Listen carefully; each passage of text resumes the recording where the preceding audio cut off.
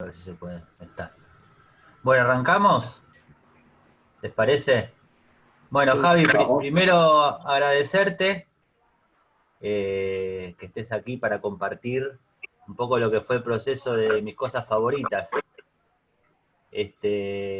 Estuvimos viendo la obra y después la analizamos, o sea, cada uno la vio en su casa y después la analizamos, y un poco la desgranamos. Y te invitamos para justamente hacerte todas las preguntas que nunca se pueden hacer a un creador. Y creo que está bueno hacerlo sobre esta obra que ya quedó un poco lejana para vos en el tiempo. Entonces ahora podés develarnos algunos misterios y explicarnos cosas. Yo, por mi parte, bueno, muchas gracias por la invitación y por otra parte, si yo puedo hacer lo que hago es porque trabajo con Leo. O sea, no, Ah, no hay bueno. forma de avanzar en esto si no es trabajando, así que bueno, como que crecemos juntos con Leo, así que bueno. Bueno, eh, pero vos en esto del teatro de objetos venís de mucho antes, entonces bueno, también está bueno ese recorrido que tenés. Bueno, la primera como pregunta es, bueno, ¿cómo nace este embrión? ¿No? Antes, incluso que hayas conocido a Marie Bessier, que estabas vos solo, supongo.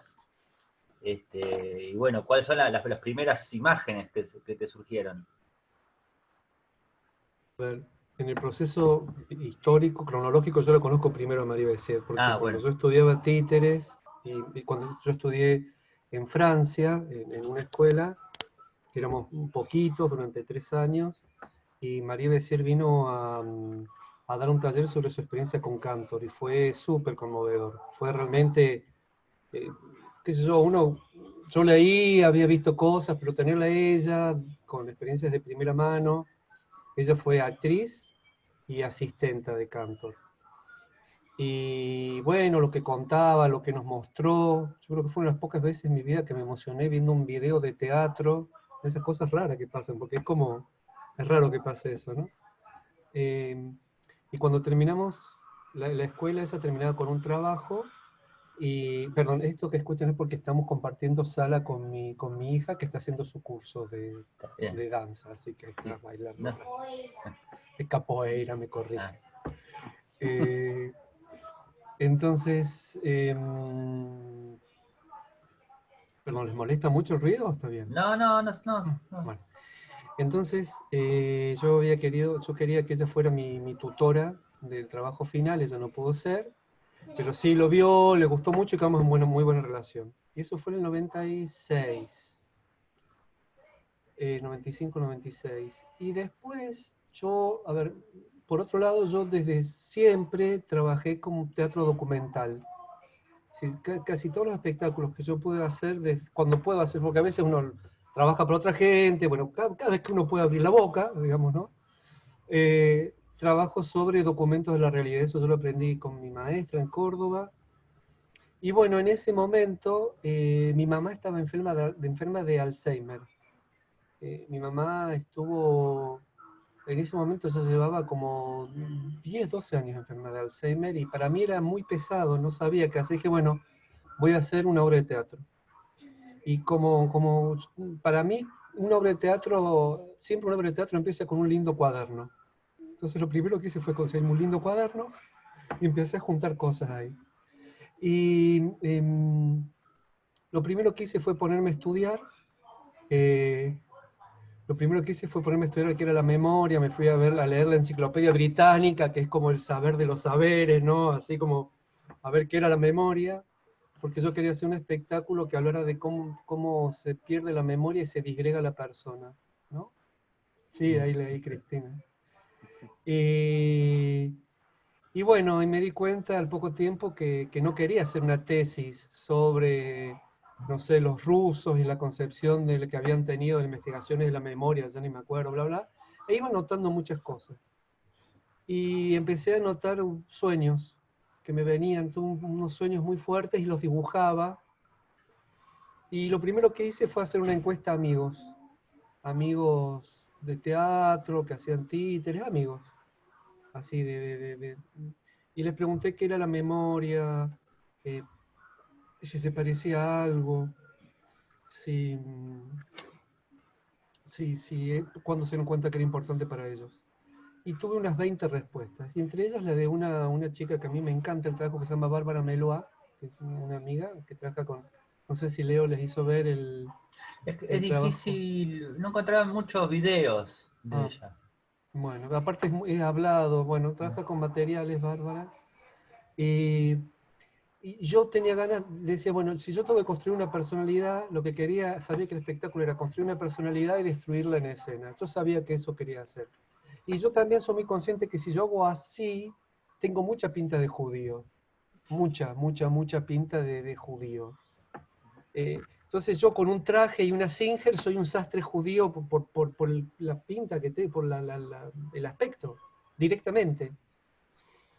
Y ella me dijo, ella sabía que yo estaba trabajando con eso, y me dijo, mira, la memoria es como un bordado, y perder la memoria es como si ese bordado se rasgara. Y yo en ese momento también fui a ver una exposición que hubo acá en Argentina, que por ahí seguro que Maísa conoce. Maísa, ¿escuchaste hablar de un artista brasileño que se llama Arturo Bispo do Rosario? Que es claro, bueno, Arturo Bispo do Rosario es un artista de lo que se llama el arte bruto, es decir, estos artistas que están fuera del circuito artístico, que hacen las cosas por necesidad y con los medios que tienen, que a mí me gusta mucho, me parece súper, discursos muy conmovedores, genuinos. Y él vivía ¿qué era el psiquiátrico? ¿Era de Río de Janeiro o de Río de Janeiro, ¿no? Vivió toda su vida en el hospital psiquiátrico de Río, si no me equivoco, por ahí me estoy equivocando de ciudad, y bordó su vida en unas sábanas.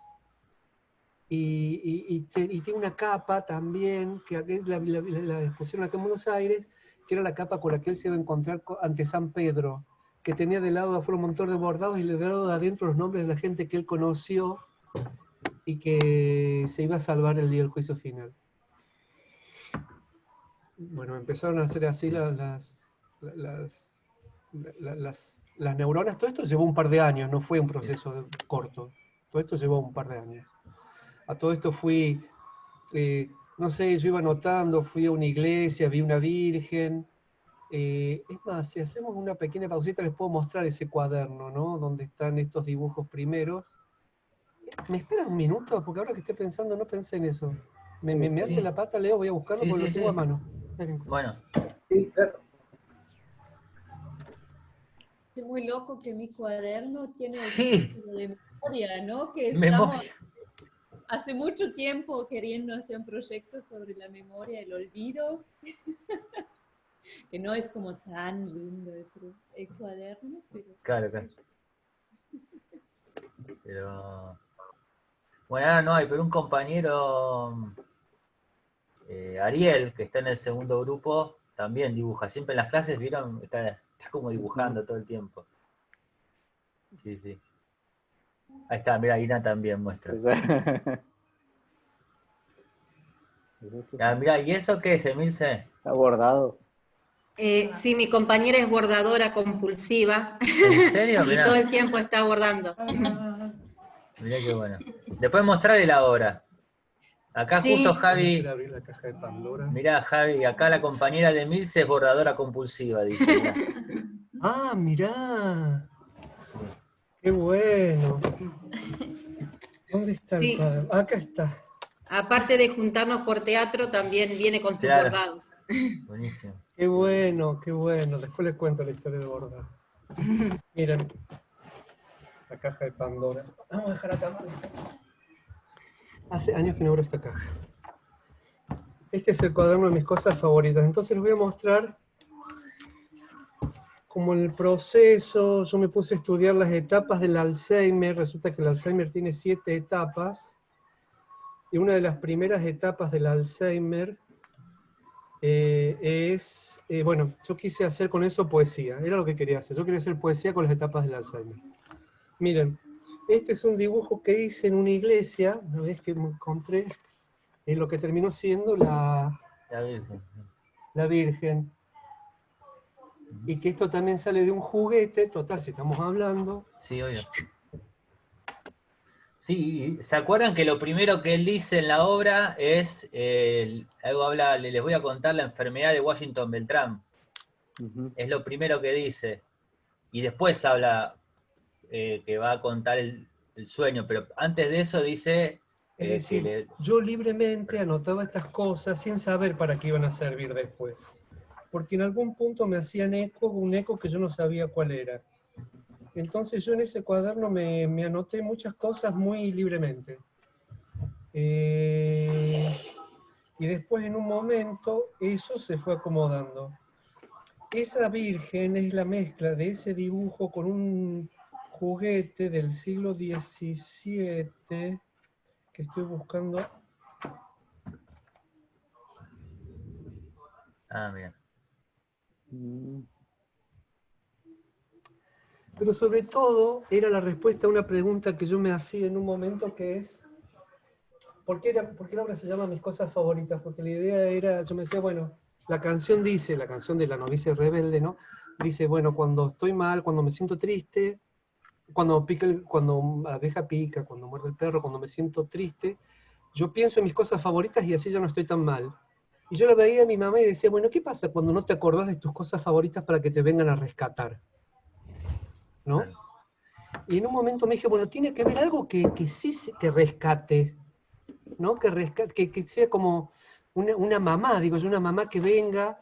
Había una escena que nunca se hizo, en la que yo me hacía pis en escena, pero no me hacía pis, sino que quería que me caigan semillitas por abajo del pantalón o de la entrepierna, como un muñeco que se rompe. Y nada, como algo que abraza y algo que protege. Pensé en una hada, una virgen, no sé, en algo, la mamá, en el hada Patricia, pensé, los argentinos de una cierta edad sabrán de qué hablo, una historieta de cuando éramos chicos.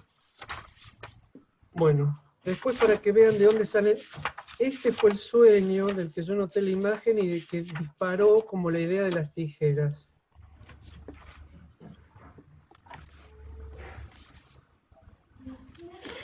Ven, hay un nombre, a ver qué por ahí se ve más claro ahí. ¿Ven? Hay como un corral en el mar, un señor con short parado arriba de una plataforma y un tiburón que lo quiere comer. Que de hecho esto fue un títere que tuvo que ser destruido durante el proceso de creación porque no funcionaba, que dio lugar a la primera escena. El Entonces yo primer pensaba que sueño. la enfermedad esta avanzaba como una especie de tiburón voraz, un tiburón tijera que iba cortando los recuerdos. ¿Sí? Ah, mira.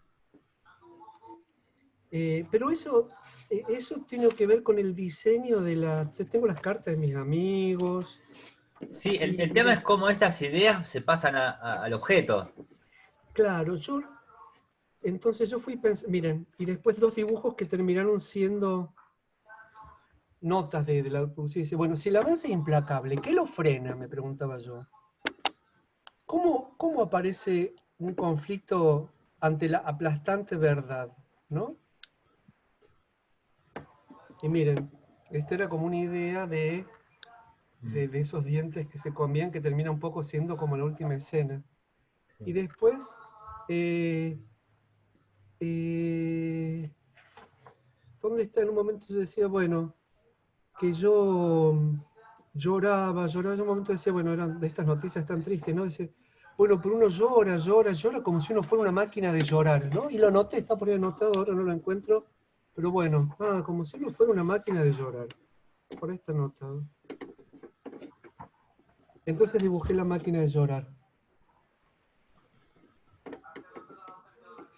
Pero como yo soy incapaz de construir esto, hablé con un amigo de Córdoba, escenógrafo, Roberto Garito Nandía. Cristina, por ahí lo debes conocer, el hermano de José Luis Arce, que hace maquinarias escenográficas. Él inventó este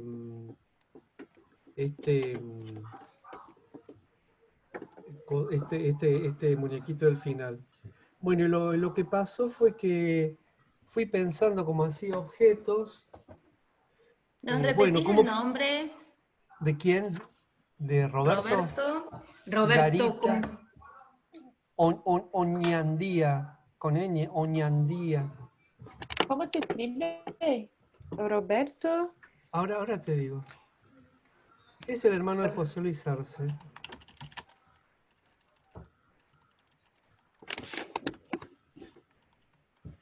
Ahí está, ahí lo puse en el chat. Gracias. Entonces, bueno, se fue armando como no sé una dramaturgia, pero fueron armando objetos muy cargados, muy cargados. No sé, yo pensaba cuando iba a visitarla a mi mamá al geriátrico, mi mamá falleció. ¿Sí? ¿Querías decir algo, Roberto? No. Cuando iba a visitarla a mi mamá al geriátrico, mi mamá falleció como unos años después, ¿no?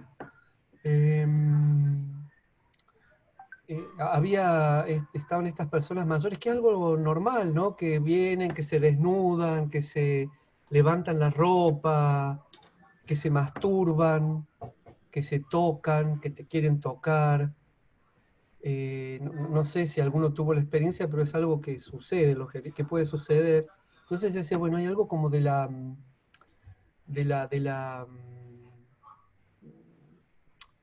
pudor o de la vergüenza que se pierde. Entonces yo quería una máquina de sexo desenfrenado, ¿no? Entonces quería que se abriera el cajón, un cajoncito de la máquina de coser, y que nada, que salió, no sé si vieron alguna vez este señor que hizo Alien, R.H. Giger, el que diseñó Alien. Tiene unos dibujos en los cuales hay como culos y vulvas y penes que entran y que cianos, todos así como eso, que en movimiento.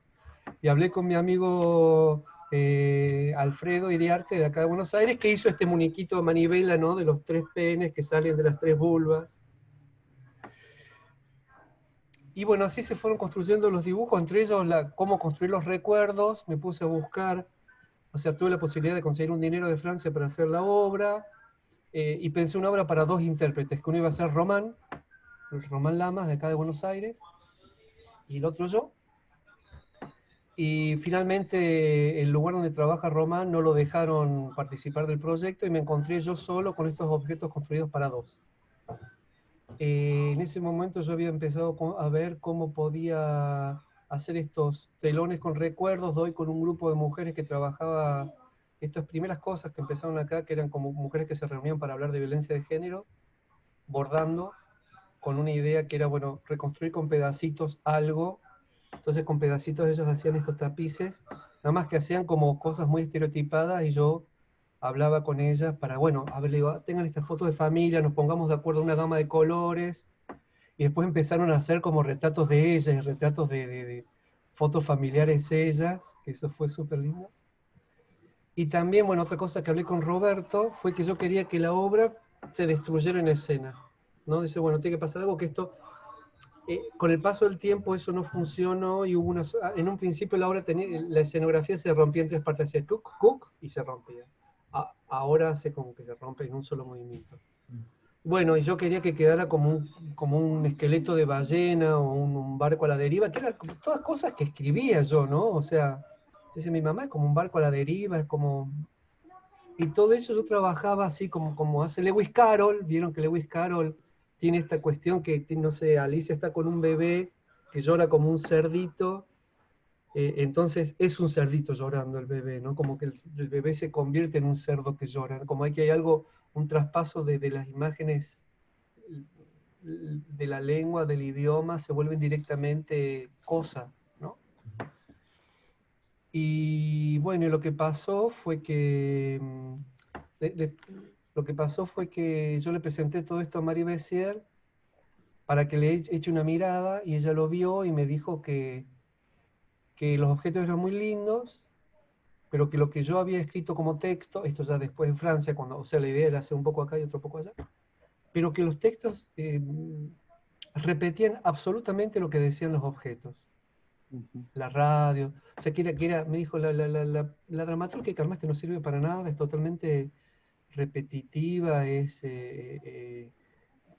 pleonasmo, ¿cómo es la palabra esta que usan ellos? Bueno, como algo redundante, ¿no?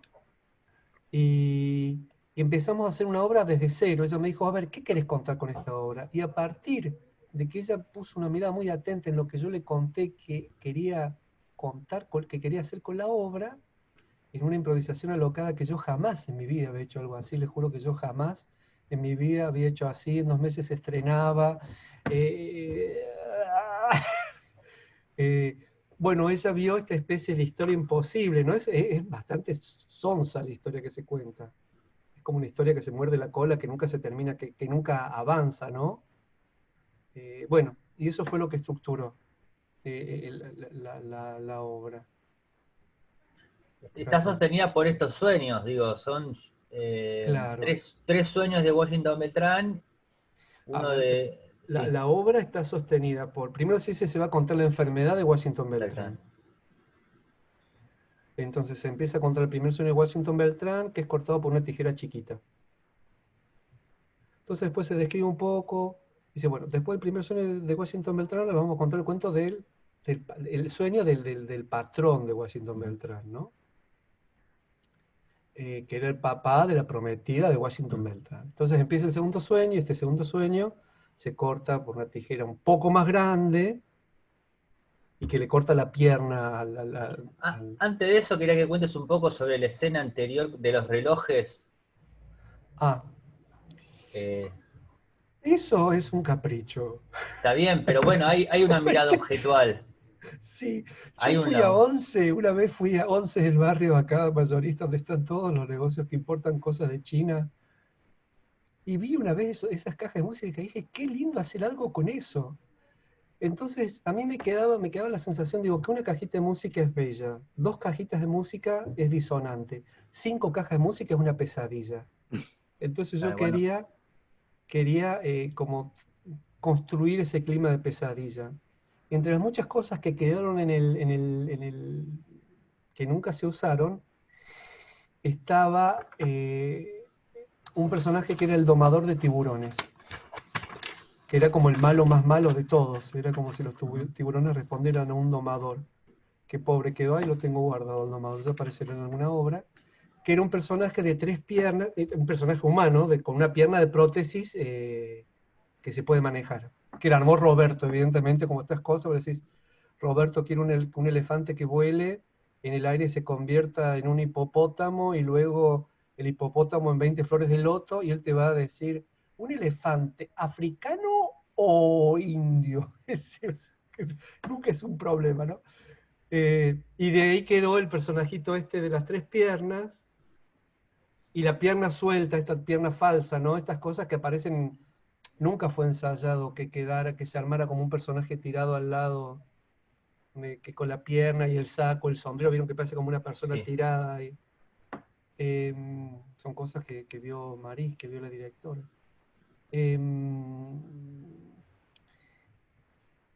Pero ahí antes de eso, perdón. Perdón, Sí, sí. y los objetos esos aparecen como objetos maravillosos, y también tienen algo de un gran contenido.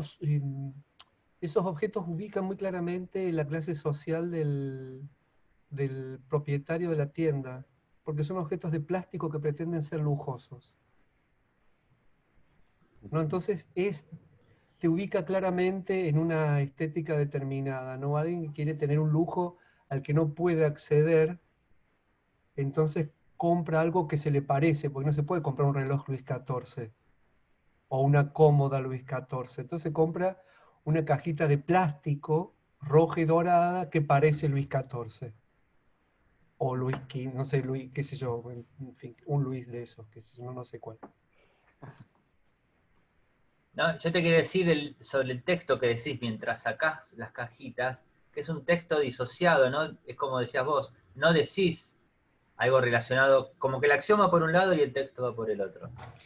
Ese texto sale, ¿de dónde sale ese texto? Ese texto sale de ese cuaderno. A ver, en medio de los ensayos, Alejandro Leroux, que es un iluminador que estuvo haciendo las luces de la obra, durante el proceso se acordó, cuando todo hizo foja cero, y él veía que había una fuerza que avanzaba, que no se veía, él se acordó de un cuento que se llama El Orla, una novelita de terror de Guy de Maupassant, de finales del 1900, como uno de los primeros cuentos de terror, que es la historia de alguien que es atormentado por algo que no se ve. Y el Orla sirvió como para estructurar un poco algunos textos. Y ese texto yo creo que es del Orla.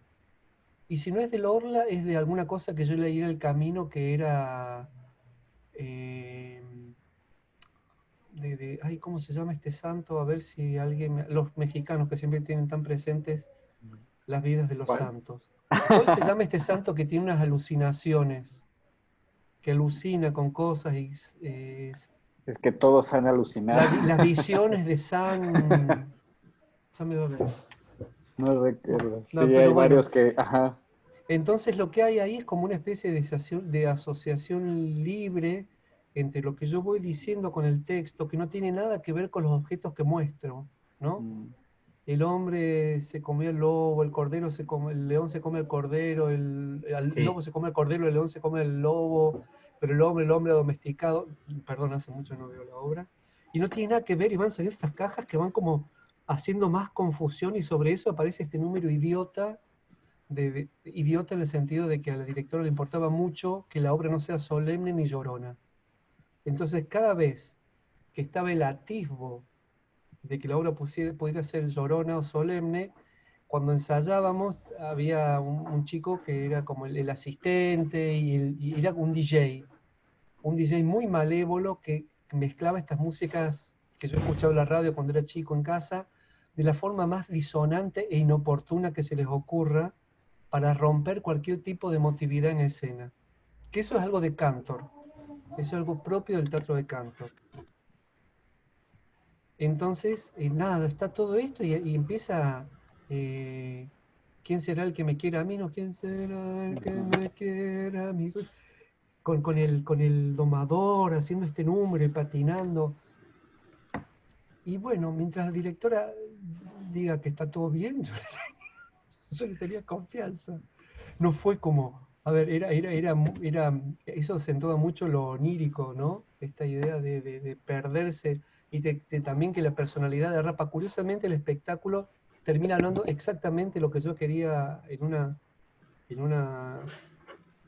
un momento, en el inicio, pero por un camino totalmente diferente, ¿no? Al que yo había previsto Sí.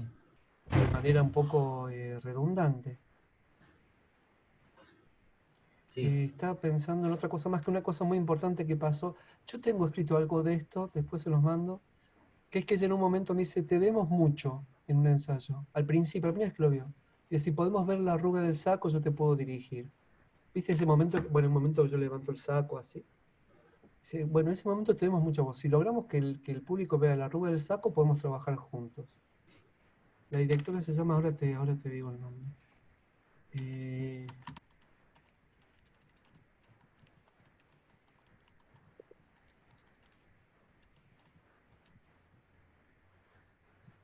Y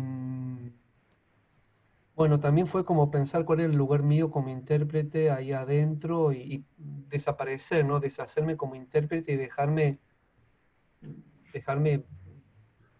comer por esas imágenes, ¿no? Ser un títere más. ¿Y la idea del dispositivo general, lo tenías de antes o también fue con ella? ¿De los sueños o No, de la estructura, de que vos ves No, hay ese un lo tenía de antes. Lo que es no un había solo era la objeto. estructura. Perdón, ¿la estructura qué es? Vuelvo. Primer sueño del sastre, sueño del patrón, segundo sueño del sastre que termina en que se rompe la estructura, sueño de la prometida del sastre, de Sofía Loren, y último sueño del sastre. Y en el medio algunas cosas, pero es como que nunca se termina, cada vez que se quiere contar un sueño se corta, entonces dice, bueno, entonces vamos a contar el sueño del otro, ese sueño se corta, entonces bueno, entonces voy a contar el segundo sueño del otro. Y bueno, y también esta cosa que me marcaba mucho el lector de hacer el tonto, ¿no? De, bueno, ¿qué hago? Bueno, y ahora les voy a contar. ¿Eso está relacionado con la memoria también, esa actuación? No necesariamente, no. Okay. No, es más, no, ella no me permitió jamás recurrir a ningún tipo de memoria emotiva. Para hacer. Es más, había una indicación que era, la obra, cuando yo no sé si el video que vieron, el final, hay un problema en la grabación que se apaga enseguida, pero este muñequito hace así, yo empiezo a hacer así al lado, y la luz no se tiene que apagar hasta que yo termino de llorar. Yo lloro y me caen lágrimas. Y ella me dijo, bueno, y ahí tenés que llorar. Yo dije, pero María, ¿yo llorar? Sí, sí, sí. Entonces yo las veces en que yo me acordé de algo muy traumático en mi infancia, como cuando murió mi perrito Coli, que yo tenía 9 años y lo aplastó un auto en la ruta, en la esquina de casa, jamás lloré, ¿no? Jamás pude llorar en escena. Pero cuando ella me decía, bueno, mira, vos vas a ver todo lo que hiciste, todo cómo está roto, y te vas a dar cuenta que no hay ninguna otra cosa que llorar. Y cuando yo estaba en ese lugar, en escena, ¿y por qué era necesario llorar? Y ahora lloro. Pero no había una memoria emotiva, era más como hasta un número casi como un número de clown, digamos, ¿no? No había memoria. Es más, hay una historia que cuando la primera vez en improvisación, que se rompe la escena, que estamos trabajando con ella, yo salgo por el escenario y decir, ¡ah! Y ella me ve y me dice, siempre con su sonrisa, y por suerte yo sabiendo que hablaba del trabajo, nunca a mí, me dice, Javier, ¿qué mierda estás haciendo? Digo, bueno, se rompió la estructura, los sueños, su memoria. Dice, no, Javier, no hagas eso. Se rompe todo. Pegá un sobresalto así, bueno, actualo, y después, mirá qué pasa, mirá dónde quedaron las cosas que tenés que usar, dónde quedó el vestido de novia, si se cayó o no la tijera del final, a ver si se te ocurrió algo del lugar, bueno, y después volvés a la obra. Entonces, bueno, se caía todo, yo miraba, y la gente después me decía, ese momento en que todo se cae, vos mirás. Yo tenía que decir, discúlpeme, yo no actúo en ese momento, estoy viendo dónde quedaron las cosas, pero bueno, está la directora tenía esta capacidad, digamos, de poder diferenciar lo que tiene que hacer el actor de lo que lee el público, ¿no? Pero también cuando uno mira en escena, empiezan a existir los objetos. Esa era otra indicación que yo tenía. Yo tenía que hacer existir los objetos con mi mirada. Claro. Yo tenía que aprender a mirar los objetos para que existan. Eso Como fue la entrada. como una indicación, una de las primeras cosas que me dijo la directora. Las cosas no existen si vos no las mirás y si vos no le das importancia. Incluso los botones en el suelo que yo no los miro, les doy importancia porque no los piso. Entonces estoy mirándolos, pero no se nota. Uh-huh. Lo cual me deja como poco tiempo para actuar. Si estoy pendiente, te tengo que poner el pie donde están las cosas, no tengo mucho margen para actuar, digamos. Sí. Y es por Esto eso pregúntale que... a Leo, pero es algo que le hago yo como director en las obras a él. Sí, no, que hay algo de eso también que hace una actuación muy presente. Y esa fue otra de las indicaciones por eso una memoria emotiva de la directora. Marí me dijo, vos tenés que estar en el presente de la obra. No hay Castillo de Elsinore con Hamlet, no hay nada, no hay vida fuera de los muros de Verona, no hay Romeo y Julieta, no hay Tebas, no, estás acá, está esa persona, está la costura de tu saco, la gente lee ficción, pero vos no hacés ficción, vos estás en el presente de las cosas, que ya mucha ficción hay por afuera, con todos esos vestuarios, esos objetos, esos textos, como para que vos marques una ficción desde la actuación. Tú tenés que estar en el presente de las cosas y muy atento a aprovechar lo que pasaba, a usarlo, a transformarlo, a estar en el presente, muy atento a cada cosa que me toque, tiene que estar muy sensible a eso. No cada cosa que toco, cada cosa cómo cae, cómo lo agarro. Sí, estar en el presente era como una indicación de la directora muy, muy clara. Y lo aprendí ahí, porque yo venía de otras obras en las que tenía que hacer las cosas automáticamente, o que las repetías. Es más, una vez en un ensayo me dijo, pero Javier, ¿por qué repetís el texto de la misma forma que lo dijiste recién? Y bueno, porque estoy armando una secuencia. Y dice, no, ¿qué vas a armar secuencia, Javier? Otra vez que dijo, ¿qué mierda estás haciendo? No, tenés que decir lo que tenés que decir. No tenés que decir otra cosa. Decí lo que tenés que decir y ya. Bueno, está bien. Está. Bueno, no sé si quieren hacerle preguntas. Se habilita. Te digo que entró Ale Rodríguez, que está ahí, no sé si la Ale, viste. ¿cómo va? Y Fabiola también, que está acá, que es de México, pero de otro lugar de México. Hola, Del Javier. Caribe. ¿Cómo estás, Caribe, Fabiola? ¿Qué haces? Bien, qué gusto.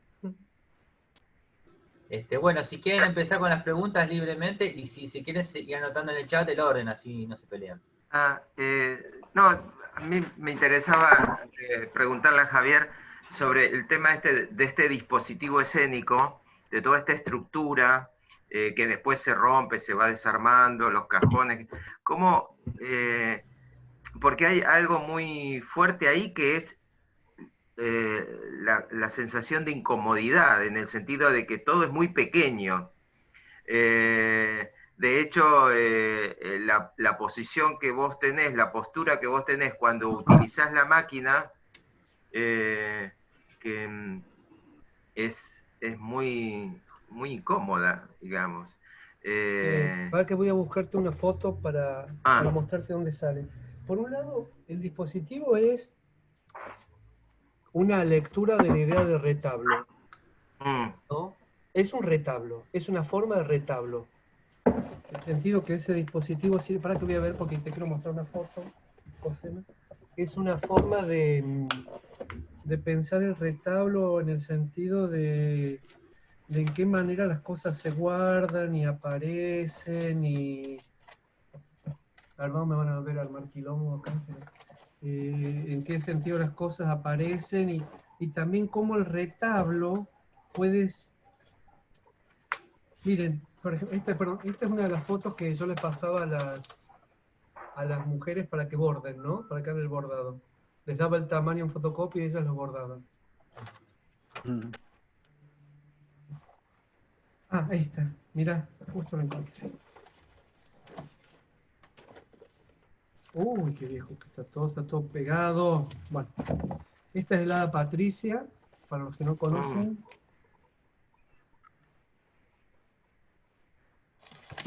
Y esta era una de las imágenes que yo tenía de un viaje que hice.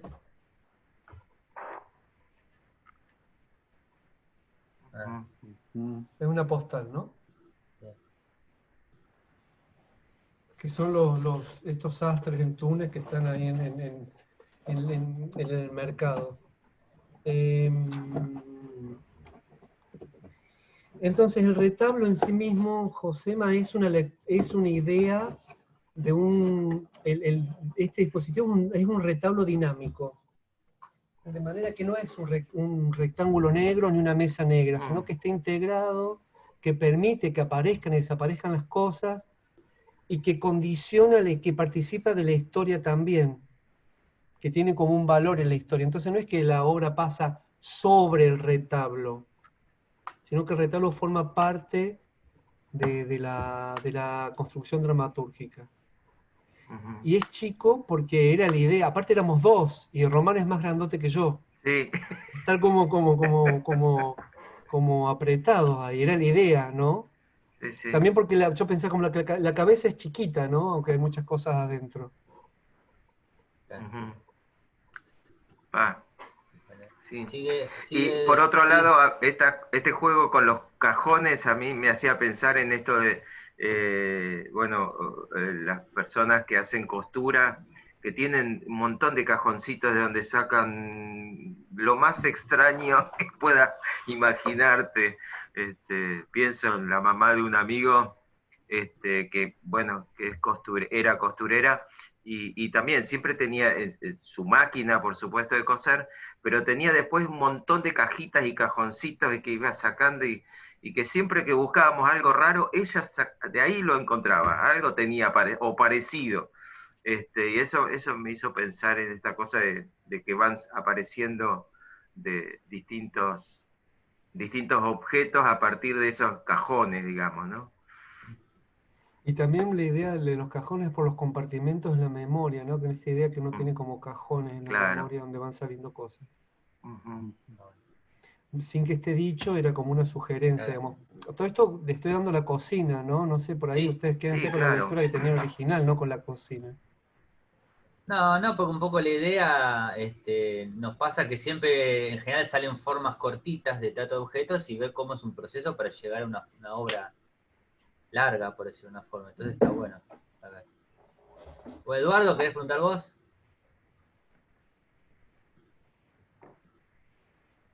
A raíz de lo que venías diciendo, que digo, hay muchas cosas que me llamaron la atención en la obra esta cosa que después que se cae todo, buscar, eso a mí me dio el otro día lo tratamos también, me dio la cosa de dudar si era hecho, que si te había caído realmente o estaba programado, estaba hecho para hacerlo, digamos. Ahora que vos haces esta salvedad de la búsqueda, me doy cuenta que fue eso lo que me hizo dudar, porque yo me di cuenta que buscaba, el personaje buscaba, entonces, dentro de la situación era como lógico, buscabas tus cosas, es lógico lo que hacía el personaje, pero me daba también la duda de si te había caído de verdad o estaba programado.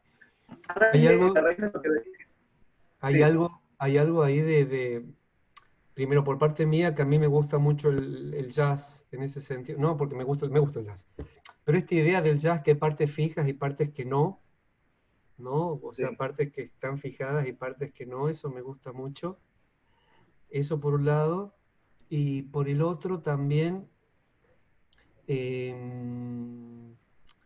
yo venía de una experiencia en la cual yo había trabajado antes con un grupo de acá, de la Argentina.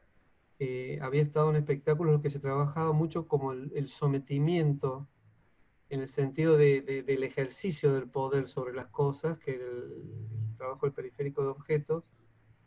Y María acá lo que trabajaba era como estar sometido a las cosas, como ponerse en otro lugar, ¿no? Como estar, realmente darle lugar, espacio a los objetos y someterse a los designios de los objetos.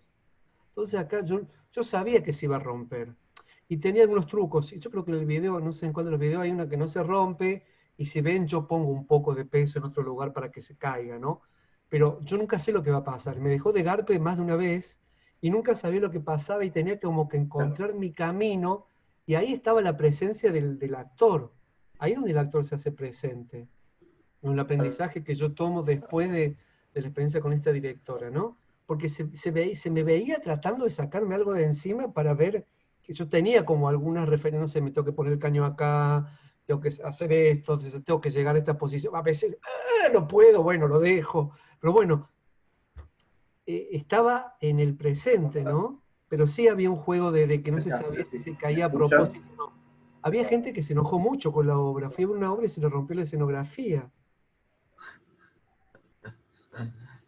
No, pero mucha gente me lo dijo. Fui a ver tu obra, pero fui esa noche en que se te rompió la escenografía. Quiero volver otra vez. Buenísimo. Maísa pregunta... Sí. Perdón, ahí Sí, leí, sí. pero no alcancé a leer, perdón. Sí. ¿Qué te leía yo? No, ahí dice. Me gustaría saber un poco más sobre el uso del recurso de las máquinas y mecanismos autómatas. A veces puede estar relacionado con la repetición y el exagero. ¿Dónde viene el deseo de poner máquinas en escena? Mira, después, mucho tiempo después de haber hecho la obra, encontré que hay en Argentina encontré una poeta que se llama María Negroni, hermosísima poeta y crítica literaria, que escribió un libro sobre, ¿sabés, Maísa, lo que es la literatura gótica? El gótico, ¿no? Los vampiros, ¿sí? Ella escribió un libro sobre el gótico latinoamericano, un libro que se llama Galería Fantástica. Y en ese libro, ella habla del juguete filosófico. Entonces, yo muchos de ese libro como que, así en retrospectiva, como que encuentro como que estos autómatas son juguetes filosóficos.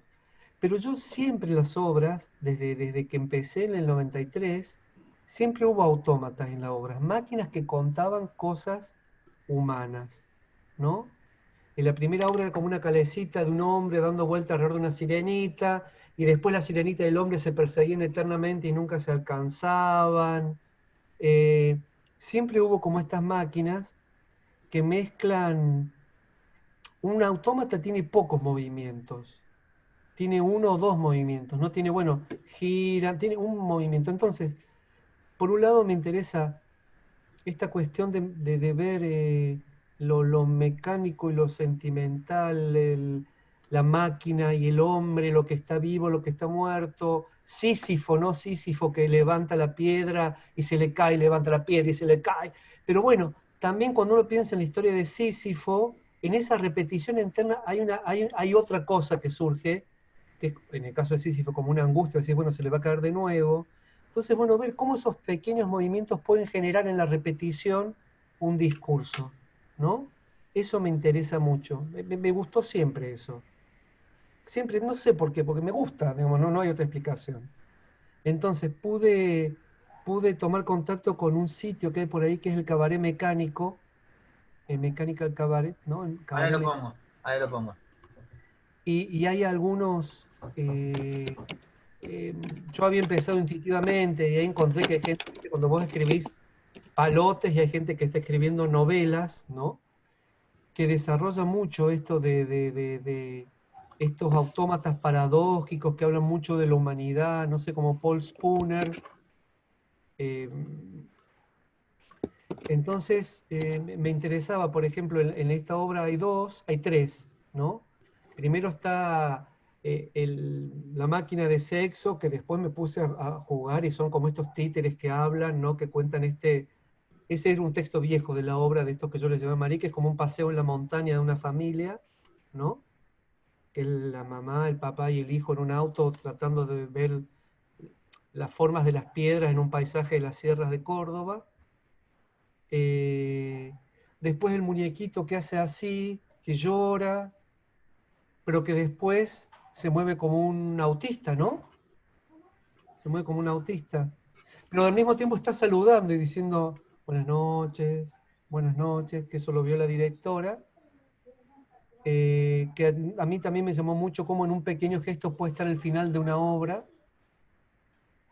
que es algo que trabajamos en Aquí hay leones, como el final de Aquí hay leones, una obra que hicimos con Leo, la última. El final de la obra es un gesto, es una manipulación mínima de una torre de 7 colchones, uno arriba de otro, y el último gesto es algo muy, muy pequeño. Y el otro es este violín mecánico, no este violín, un violín que tiene adentro el motor porque yo siempre quise tocar el violín y nunca supe, entonces bueno, me inventé esto que un luthier lo armó. Y en el primer sueño de Washington Beltrán hay unas olas también. Y las olas del mar, ¿no? Sí. Y las olas. Claro. Es decir, hay algo del autómata que genera extrañeza porque pone en cuestión lo que es la vida. Eso es como uno de los grandes principios de los autómatas. Y cuando no son accionados por la mano, cuando no ves el impulso, cuando un autómata cuestiona la vida misma, es decir, ¿por qué es lo que genera el movimiento ese? Cuando el movimiento es figurativo, porque estamos llenos de autómatas en la casa, ¿no? Hay un montón de cosas automáticas, nadie se cuestiona la batidora o qué sé yo, algo que como el tocadiscos, nadie se cuestiona. Pero cuando eso está disfrazado de algo vivo, un humano, un mar, entonces es una reflexión que me gusta y me parece un espacio poético súper interesante. Por ejemplo, en la última obra que hicimos con Leo había un autómata medio roto, había dos autómatas. Un autómata siempre medio romper, que era una máquina de abrazar. Eran dos brazos y que hacían así con unas manos medio sueltas que la hizo Hernán Lira, que es un realizador de autómatas de pergamino. Que trabajó con ustedes, Ale, Hernán Lira, ¿no? En Moreira.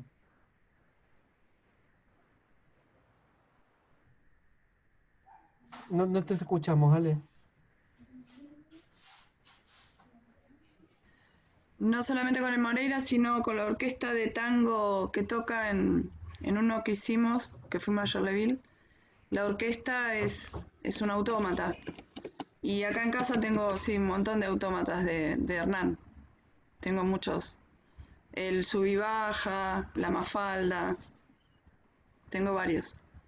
Y otro autómata que hay en esta otra obra es como todo el tiempo la obra se habla de unos leones que amenazan y al final hay como una lámpara, ¿vieron las lámparas para niños? Esas que tienen, los veladores que dan vueltas y proyectan sombras. Es como esta cosa infantil que se proyecta en las paredes y parece algo enorme y amenazante.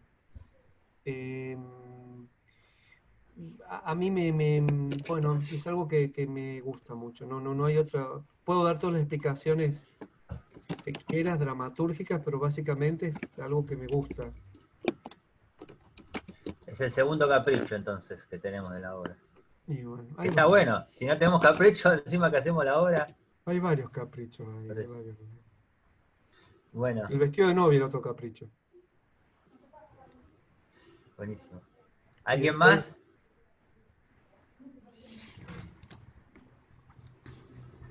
Si no, pregunto yo. Bueno, a mí, bueno, no es pregunta, pero bueno, el otro día que estábamos analizando con Leo la obra de mis cosas favoritas, analizamos como lo del dispositivo que utilizas, que tú dices que termina siendo como el retablo, ¿no? Entonces, a mí, bueno, le comentaba a Leo que me gustó mucho que cuando la ves como que no te percatas de eso, pero finalmente funciona como el dispositivo y la obra como tiene todo como un trayecto y se va transformando. El dispositivo finalmente es como otro objeto más que acciona con la obra y también va pues teniendo como su desarrollo, ¿no? El conjunto como a la par con la obra y entonces no termina del mismo punto que inició.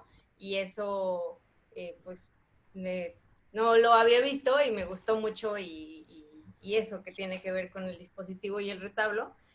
Y bueno, no sé si ya lo platicaron, porque llegué tarde, acerca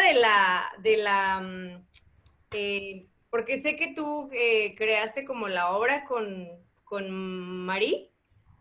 No sé si tú le escribiste o juntos o no sé.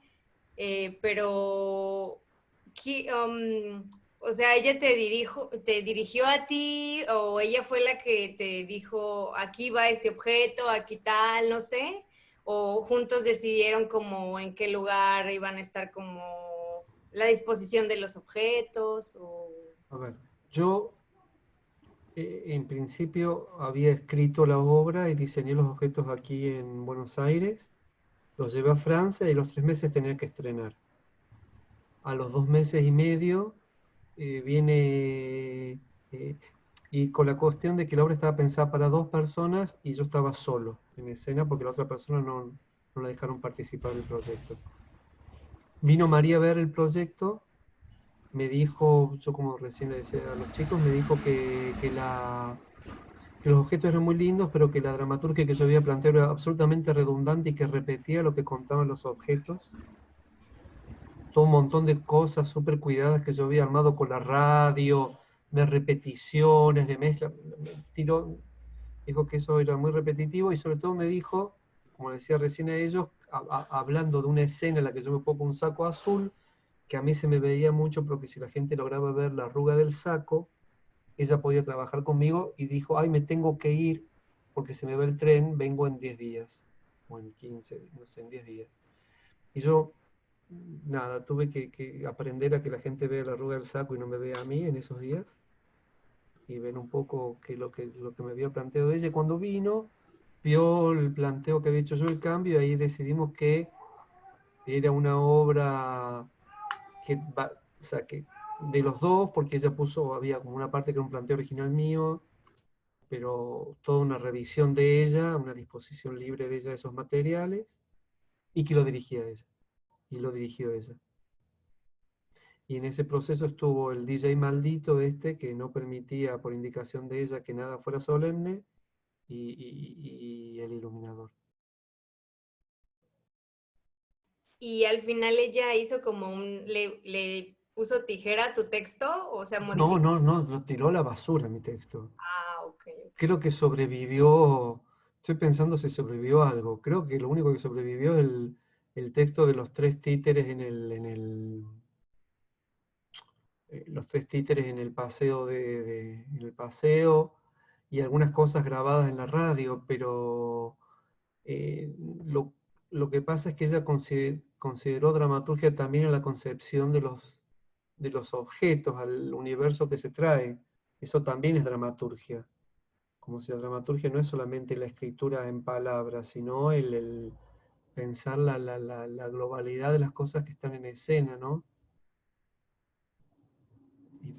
y también porque, bueno, porque en un primer momento yo empecé a plantear esto de los sueños y lo que quería cada uno. Y ella fue, por ejemplo, la que planteó que no estaba el personaje de la, no estaba el personaje de la chica, ¿no? De Sofía Loren Varela, que es un nombre muy uruguayo, no sé en México, pero es como un nombre en Uruguay y en la costa del Ecuador hay muchos nombres por el estilo, ¿no? Que tenían otros nombres en francés que a ellos les causaban mucha gracia, acá causaba más gracia eso. Pero fue ella la que dijo, bueno, ahora vamos, te vamos a conseguir un lindo vestido para que te pongas arriba. Y dije, bueno, vamos. Entonces, bueno, pero ella fue como la que armó este tinglado de sueños del patrón con la panza. Y eso es todo, salió de escena, pero lo fue armando ella. Y la disposición de los demás objetos también, o sea, por ejemplo, la máquina de coser. No, eso ya estaba en su lugar. Porque, por ejemplo, la escena donde tú empiezas a tocar la máquina y es como que estuvieras tocando los pezones a una mujer, ¿no? Y así. Esa fue censurada porque iba más lejos. Iba más lejos la escena y me la censuró. Por un momento abrí el cajón y empezaba como a meter la mano y me dijo, ¡no sea grosero! Y dije, no sea grosero, pues he estado tocando los pezones y agarrando la máquina. No sea vulgar.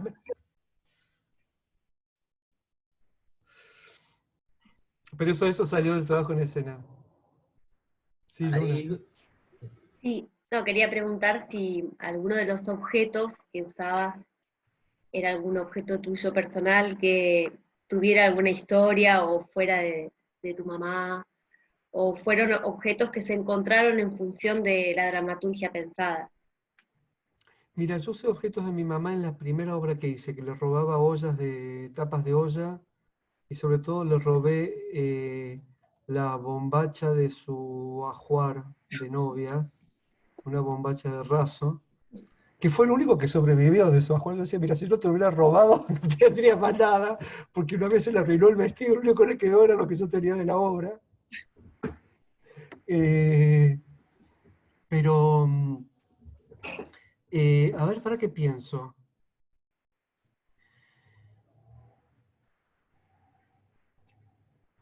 No, pero de todas maneras había como, lo que era así muy fuerte a ver, la obra, para 10 amigos fue una obra insoportable, porque leían exactamente de qué se estaba hablando, reconocían las fotos, porque por ejemplo, donde yo coso hay una foto de mis dos abuelos jugando a las cartas, hay fotos de vacaciones, hay fotos de amigos míos jugando, fotos mías de cuando era chico, fotos de cuando era grande.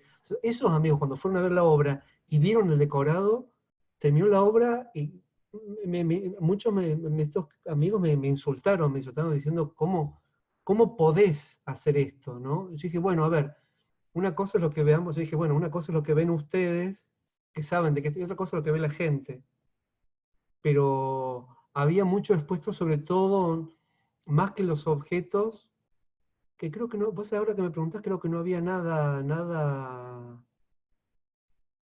después tendría que pensar, pero creo que no había nada personal, que eran todas cosas compradas, hechas, nada, cosas que les tengo cariño, no sé, el motor del violín, las cajitas de música, pero que no había nada con historia en sí mismo, en el sentido que ahora podría ser Sada Hilarios, ¿no? No había nada documental, pero sí las imágenes eran muy fuertes, de hecho me valió un par de enojos de mucho tiempo con gente cercana. Claro, pero acá entonces lo documental está en la historia que vos traes, no están los objetos, pero sí esos objetos cargan un poco con esa memoria. Sí, yo creo, a ver, si lo pienso, nunca lo pensé así, nunca me puse a pensarlo, pero creo que en realidad la carga está en el diseño de los objetos, en lo que los objetos cuentan, claro, por los materiales, por cómo reaccionan, por cómo por lo que representan, ¿no? Qué sé yo, no sé, ponele la maquinita de penes y vaginas, en un momento es una violación, ¿no? Hay como una idea de o sea, algo divertido, porque también es como un poco una idea, una violación. Pero un objeto nuevo, ¿no? El violín La Singer no es la Singer de mi abuela, pero es parecida, ¿no? Pero no es una Singer familiar. La radio, también la radio se la compré a un señor que pasaba por la calle. Pero no es, podría haber sido la radio familiar, pero no lo era. Cristina, habías levantado la mano. Sí. Vos habías dicho al principio, Javier, cuando contabas, digamos, del punto de partida de la obra, la enfermedad de tu mamá, y que te preguntabas en qué ella, digamos, en dónde clavar la memoria cuando uno la está perdiendo, y después te fuiste a decir otra cosa y me preguntaba, ¿habías descubierto algo en que tu mamá como podía, no me sale el verbo, pero que le quedaba algún contacto con la memoria, Sí. alguna forma? Sí, a ver, había... voy al cuadernito. Mira, había un cuadro, lo copié porque estaba ahí en inglés, de algún lado lo habré sacado, decía la progresión de la escala la escala de progresión del síndrome de Alzheimer, ¿no? Entonces estaba los diferentes momentos, una cosa clínica, los síntomas, los comportamientos, el comportamiento familiar y lo que le pasaba a mi mamá, como una columna que yo agregué. Entonces, no reconocer para qué sirven los objetos, desorientarse en el espacio, no reconocer partes del cuerpo, utilizar un objeto como otra cosa, no reconocer palabras, olvidar, son todas cosas sacadas de eso. Esto primero que me decís vos forman parte de la primera dramaturgia que yo planteé, en la cual había 2 o 3 frases de mi mamá, que mi mamá repetía todo el tiempo, que yo las decía, pero que en realidad me di cuenta que significaban algo para mí, pero no necesariamente para la gente, ¿no? Yo las decía y me causaba mucho dolor decirlas. Y me imagino. Pero a mí, no necesariamente a la gente. Es decir, esta era una obra en la cual yo no la pasaba mal en la obra, o yo no me emocionaba necesariamente, pero el público sí, y eso es lo interesante de lo que hace la directora, ¿no? Es decir, que uno está ahí en función de lo que le pasa al público, no en función de lo que le pasa a uno. Y sí, estas cosas que le pasaban a mi mamá quedan ancladas, no en palabras, pero en estos objetos, ¿no? La necesidad de protección con el hada, la enfermedad que avanza, los recuerdos que se desgarran, la estructura que te sostiene, que se rompe, la falta de pudor, ¿no? No sé, voy a contar, me parece que es generacional, pero por ejemplo, éramos 3 hermanos en casa, yo jamás en mi vida vi nada en la casa de mi madre que remitiera a que ella tuviera una menstruación. Jamás. Hasta mis 23 años que vivía ahí. Jamás, jamás. O sea, era como algo... Y cuando ella estaba internada, era un pudor que no tenía. Yo dije, mirá qué loco cómo... bueno, ese pudor no lo tiene más, ¿no? Entonces, bueno, ella no era de las que se desnudaba ni de las que se masturbaba, pero había algo del pudor que había perdido. Entonces, bueno, la pérdida del pudor, todas esas cosas, el dejarse comer por la enfermedad, sí eran cosas que para mí remitían al proceso de mi mamá, pero no en palabras. Y eso también es interesante para pensar el teatro de objetos, ¿no? De títeres, cómo todas estas palabras se pueden volver imágenes potentes y a la vez eso cuestiona el texto, que deja de tener valor. Porque ya no va, o sea, ¿para qué sentido tiene que el personaje diga me olvido de algo? Si se está, no sé, ya está, ¿no? Estoy Claro. perdiendo el pudor, si está vestido de... Trabajo de música, que ahora ya contaste, digamos que la música en realidad viene como de otra, como herramienta. Pensaba que tal vez era algo que observabas vos en tu mamá, tal vez que ella conectaba con la memoria a través de la música. Eso pensaba cuando veía la obra, que decía tal vez es una cuestión ahí, que esa parte de la memoria capaz se mantiene más tiempo en algunos enfermos. No sé. No hay reglas para eso. Sí que casi todas las músicas de la obra, salvo 2 o 3, una que es de Axel Krieger, que es la parte de Sofía Loren, que va gritando y va dando vueltas, ¿no?, alrededor del retablo, del gabinete de costura, y alguna otra música más clásica, cuando se la come una música clásica ahí, cuando se la come los dientes grandes, es toda música que a mi mamá le gustaba. Y la música que canto con el violín, el Puente Pexoa, era la canción preferida de mi mamá. Ahí fue cuando me ligué la mayor cantidad de insultos por parte de unos amigos. Dicen, no podés ponerle a cantar esta canción, que era la canción de tu mamá. Pero sí, esa era la canción preferida de mi mamá. Tenía 2 o 3 preferidas, y probé varias, y un amigo músico le puso como los agujeritos, me dijo, la que podés cantar es esta, por el instrumento que hay. Voy a hacer una pregunta muy clásica, Javi, perdón, de dramaturgia clásica. ¿Qué pensás del panorama de los No. títeres En relación latinoamericanos? a una estructura clásica de dos fuerzas que se oponen y el conflicto, por llamarlo. Pues justo estaba pensando sobre estas tijeras que aparecen, que la sucesión de tijeras también generan un relato visual. Y que un poco charlábamos que cuando el relato visual está bien hecho, no hace falta como darle un sentido. Porque tampoco, la verdad que no se sabe que esa tijera es como la enfermedad que avanza o en la obra, ¿no? Que se sugiere, ¿no? Es como un poema, Claro, que vos planteas cosas y que el otro exactamente. entiende como quiere. Pero lo que está bueno que podemos hacer para mí es eso, como al darle como un discurso visual coherente y sostenido, se sostiene solo, no hace falta ni explicarlo nada.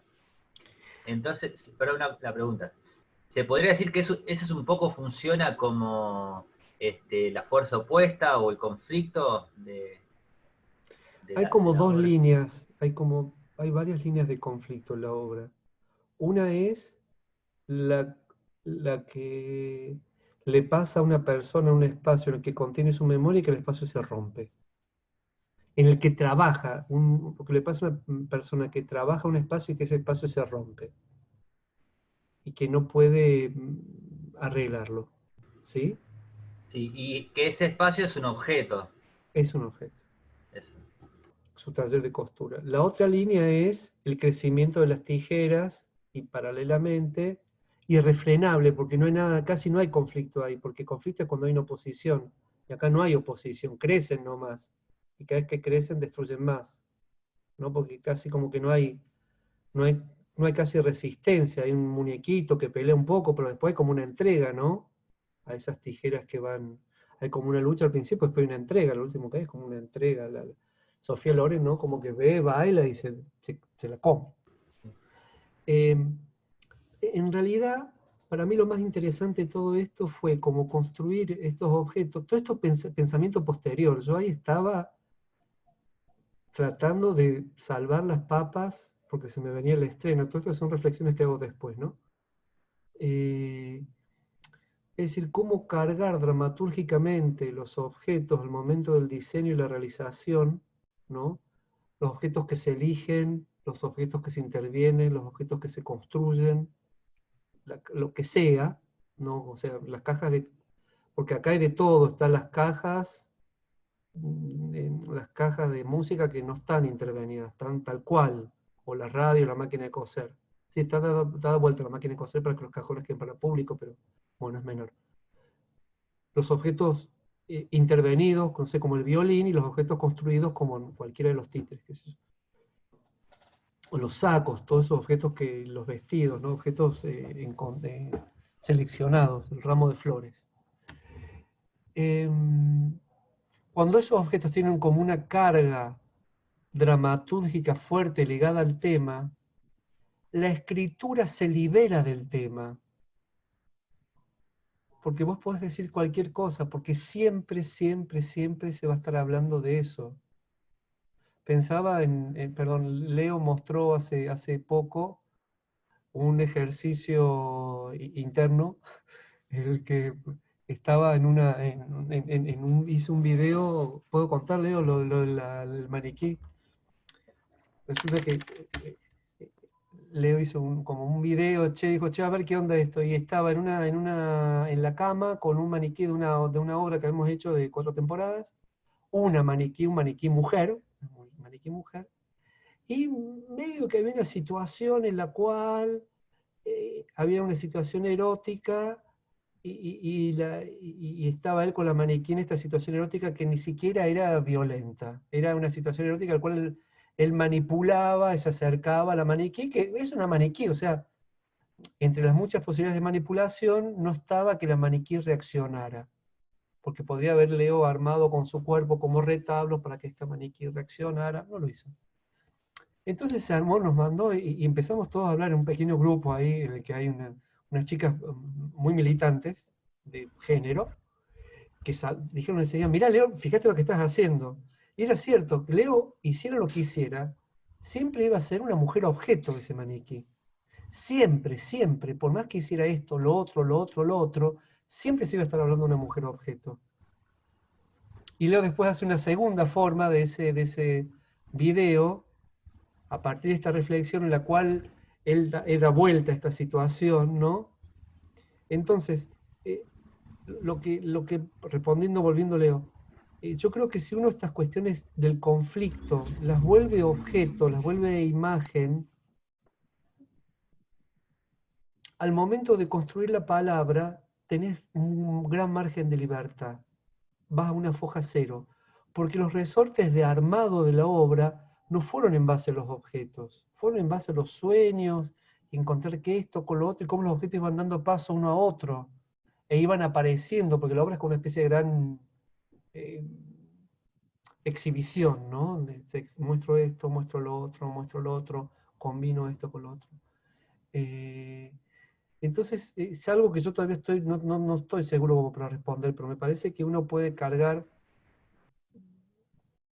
O sea, pensaba, no sé, José María, cuando fuiste a ver Aquí hay leones. Es como el pensamiento de los colchones. O sea, no hacía falta en ningún momento una obra que pasa sobre 7 colchones y arriba hay una pareja, una mujer y un hombre, Leo es el hombre. Nunca hizo falta decir, ¡ay, qué inestable que estoy! ¿No? Eso podían hacer cualquier cosa, porque ya estaba eso. ¿No? Entonces para mí hay algo del teatro de objetos de esto, de poder cargar dramatúrgicamente ese momento, que no es algo del teatro de actores. Es algo bien propio, no sé, estoy pensando, no sé, pienso por los que los conozco, ¿no? Pienso, no sé, Luna con tu tetera de metal, ¿no? Con tu, ¿cómo se llamaba el trabajo final tuyo del TFI? ¿Cómo se llamaba? Mirka. Está todo contado desde los materiales, la palabra se libera ahí. ¿Por qué vas a contar de la mecanización del trabajo y la alienación del obrero? No sé, si está todo dicho. ¿No? Eso, Leo, no sé, lo pienso en voz alta, no es que tenga una respuesta. Es que estamos todos pensando en voz alta, los que hacemos teatro de objetos. Así que está bueno. Acá Maisa pregunta el año de estreno y cuándo se va a volver a presentar. El año de estreno fue en el 2003. Se dejó de dar en el 2000, con unas pausas. Se dejó de dar en el 2011, Leo. 11, sí. En el 2011. El 2011. Y yo a mí me encanta, aparte la ensayo un mes y la hago de nuevo, digamos, no tengo ningún problema. Pero me da miedo de que esté viejita, y me da un miedo eso, me da como una especie de miedo de mostrar, decir, uy, esto envejeció un poco, digo, pero está todo guardado, la estructura, la máquina de coser, está todo. Sería fácil de rehacerlo también. Los vestidos, el vestido de novia, está todo. Yo estoy más canoso nomás.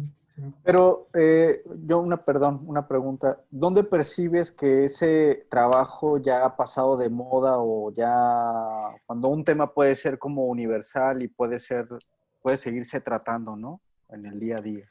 No, no tiene que ver con ser pasado de moda, sino con cómo me veo yo en el trabajo ese ahora.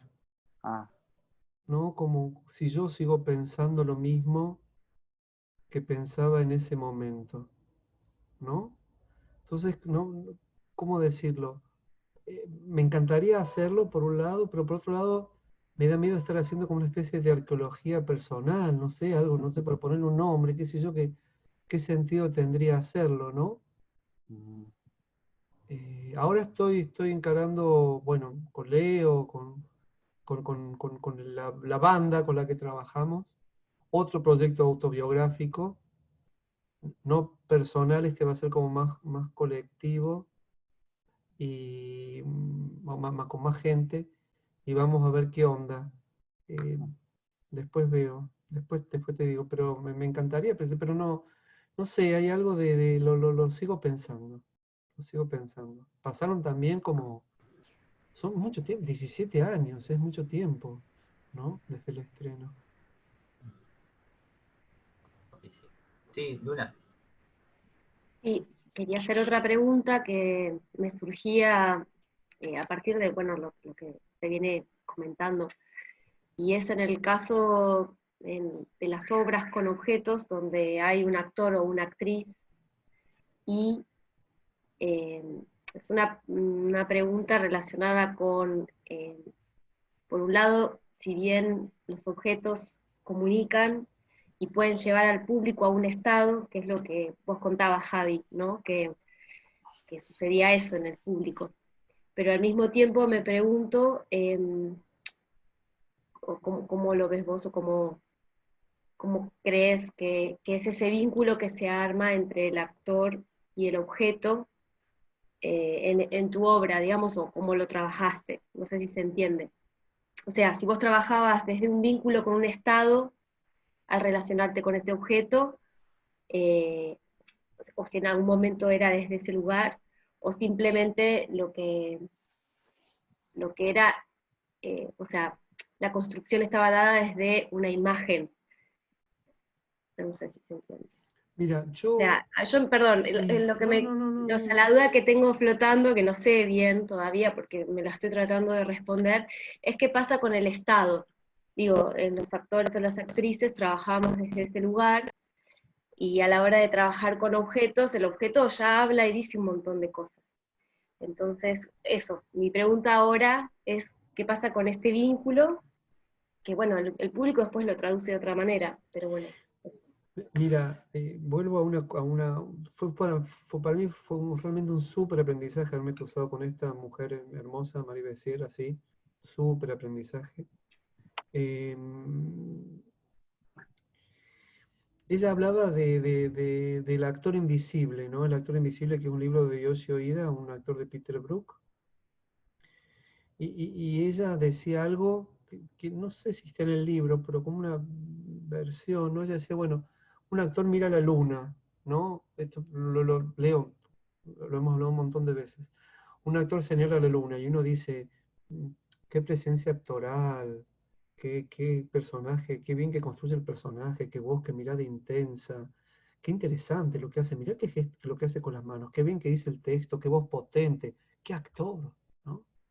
No sé, y hay grandes actores en esa línea, no sé, Urdapilleta, ¿no? Alcón, Alfredo Alcón en Argentina, estoy hablando de actores argentinos. No sé, Robert De Niro, ¿sí? Al Pacino, qué sé yo. Hay grandes actores, el de Truman Show, ¿cómo se llama el de Truman Show? Jim Carrey. Jim Carrey en Truman Show, ¿no? Y actor B señala la luna y no dice, qué hermosa luna.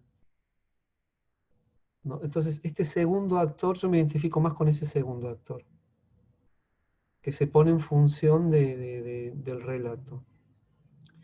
Eso me hizo acordar una vez que pude conocer a un maestro de Wayang Golek, de esta técnica de Indonesia, un tipo que era un performer absolutamente genial, genial, genial, genial, disculpen los que conocen la anécdota, pero para mí es como una referencia, que él trabajaba 8 horas delante de orquestas, manejando 20 músicos, 4 cantantes. Él improvisaba y los músicos lo seguían, no sé, un performer increíble. Y bueno, él estaba ahí donde yo estudiaba títeres, en el pueblito este de Francia, y nos lo llevamos a comer a casa porque era musulmán y era incapaz de cocinarse un huevo frito si no había una de sus esposas, ¿no? Entonces estábamos ahí con un compañero, nada, tenemos nuestro departamentito, nosotros lo llevamos a comer a él, al americano que traducía, al hermano, y él decía que para mí él es uno de los más increíbles manipuladores que vi en mi vida, y performan, una cosa increíble. Y él decía que los dioses pasan por él y van al público. Entonces que él es un simple canal disponible entre el mensaje de los dioses y la gente.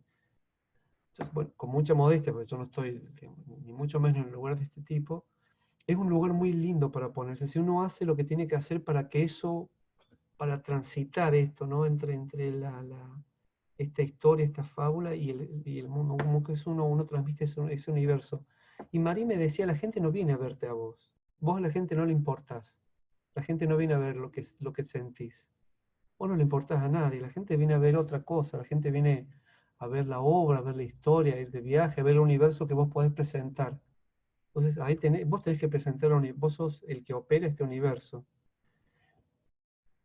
Yo personalmente nunca hice Stanislavski. Yo no sé lo que es un estado. No sé construir un personaje, no lo sé hacer. He intentado, voy a seguir intentándolo, pero es una técnica que no tengo, actoral, ¿no? Entonces no tengo, no trabajo la memoria emotiva. Bueno, puedo pilotearla, hacer como que, pero no lo sé hacer. Entonces, el estado ese, para mí tiene que ver con estar constantemente, cuando se trabaja con objetos, con entrar y salir de algo, que estás como los magos, como mintiendo por un lado, diciendo algo y preparando con el otro, ¿no? Entonces estás como en este estado doble, de estar con el discurso, y el discurso visual llevando adelante, mientras con esta mano estás preparando para que venga esta mano, entonces está esta mano y la mirada de esta mano, ¡oh! Y aparece esta otra. Entonces hay algo de lo doble que nunca te deja entrar en ese estado. Sí pasa, y me pasaba en mis cosas favoritas, que había momentos que yo sentía que era orgánico lo que estaba haciendo. Y me daba cuenta exactamente cuando hacía de más y cuando hacía de menos. Y ahí llego yo con el estado. No llego a otra cosa, ¿no? Porque cuando me emociono haciendo algo, hay algo que me pasa a mí y le deja de pasar al público. Y ahora, cuando hicimos aquí en Leones, trabajamos con Flor Sarteri, que quedó embarazada, vino a reemplazarla Carolina Tejeda, que es una gran actriz. Se fue Cristina, ¿no?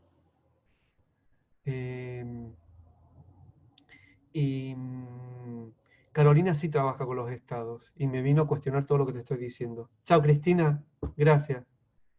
Besos para Ariel. Chao, chao. Chao, chao, muchas gracias. Te mando un saludo, Ariel, también. Bueno. Chao.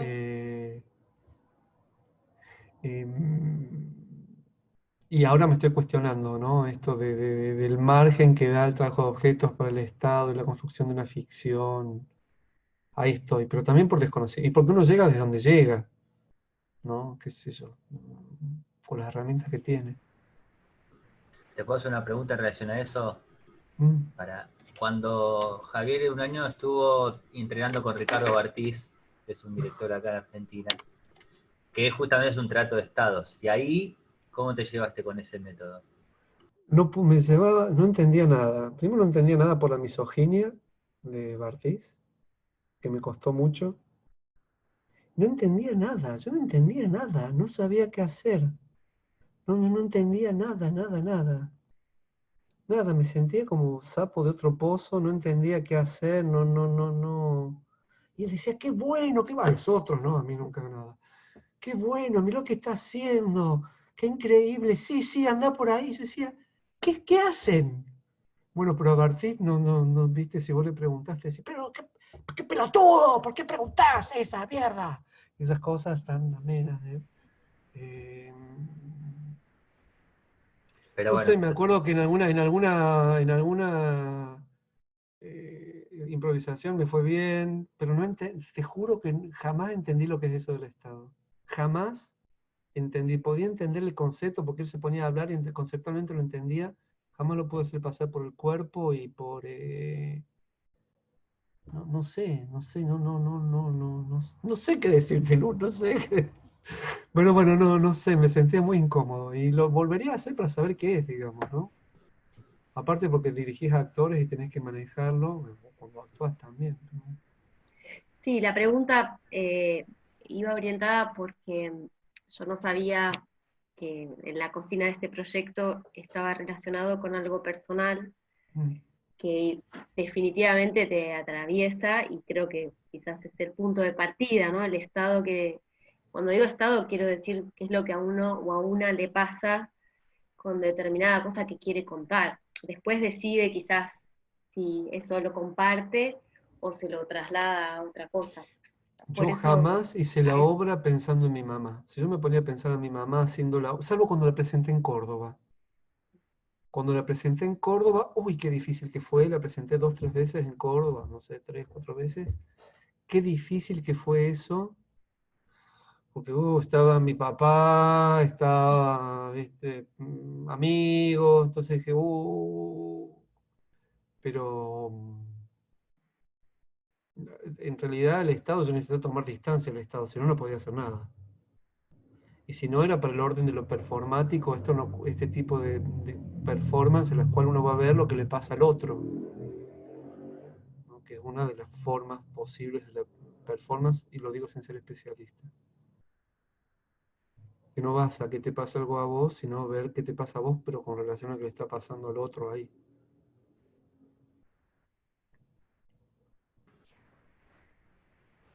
¿alguna pregunta más? Quiero ver si tengo algo más para Sí, mostrar en la caja de Pandora, porque dale. así como la saqué, la guardo. Una pregunta, Javi. Perdón, Rubén, no tengo los auriculares puestos, te escucho. ¿Y has reutilizado alguno de los objetos de esa obra para otro trabajo escénico? ¿O no porque quedan con una carga o significan algo? Estoy pensando.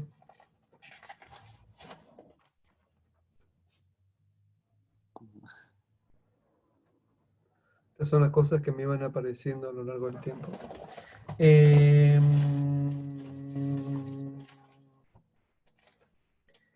Creo que no. Estoy pensando, creo que no usé esos objetos para... Ahora que me lo decís,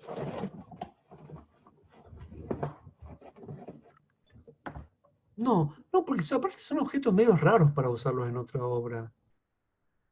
Para mí estaban como muy ligados a... No, nunca los usé. No, porque después las obras que hice fueron muy diferentes. Hicimos una con Leo que se llamaba 4 temporadas, que no tenía nada que ver con esta. Sí tenía que ver, pero los objetos que usaron no tenían nada que ver. Después hicimos Compañía al pie de la cama con Leo, que era como muy de títeres y que no tenía nada que ver. No, están ahí guardados en su caja. Una caja que no sé dónde está, que me preocupa un poco. Pero no. Sí hice una exposición una vez, para un museo me llamaron en Córdoba, una curadora me llamó para mostrar el proceso creativo de la obra. Lo que hice fue colgar algunos objetos y escribir en las paredes todas las indicaciones de la directora. Hice como una instalación en un museo de Córdoba. Sobre eso, estaba bueno, vos cuando empieza la obra estás bordando, que la gente va entrando y vos estás bordando, ¿no? Que supuestamente se entiende que vos estás bordando todas esas imágenes, fueron bordadas por vos, supuestamente. Y después, cuando eso se desmorona todo, todos esos, todos esos dibujos bordados también es como que, no que se destruyen, pero que quedan como en otro estado. Eso está relacionado un poco también con la memoria. Claro, se rompe lo que contenía la memoria y el mismo movimiento. Lo que estaba pasando es que había un paño en medio que estaba hilvanado. Entonces, al haber un movimiento estaba hilvanado el paño en medio y los paños del lado sueltos. Entonces, al haber un movimiento de la estructura, el paño del medio se quiebra y los del costado quedan enredados. Entonces da una sensación de que todo está como, de que todo se mezcla y se confunde. Es más, la primera versión tenía delante también recuerdos, la parte de abajo, y María dijo que como si era una madera con unas ventanitas en las puertas. Bueno, ¿alguna preguntita más? ¿Estamos? Bueno, No sé Javi. si les aclaré cosas, qué sé yo, no sé si esto le, siempre pregunto si esto le interesa a alguien, ¿no? Como proceso, qué sé yo, no. No, nada, eso, cuando vimos la obra nos encantó, y más que nada también eso, es, viste, ver cómo... De hecho, Josema dijo, yo nunca vi en vivo una obra de teatro de objetos. Ya que alguien haga una obra de teatro de objetos es un bicho raro, y encima poderla verla en vivo es difícil. Estos son los dibujitos que dieron pie a... Eso es lo que yo le mostraba a Roberto, y Roberto construyó el objeto que construyó.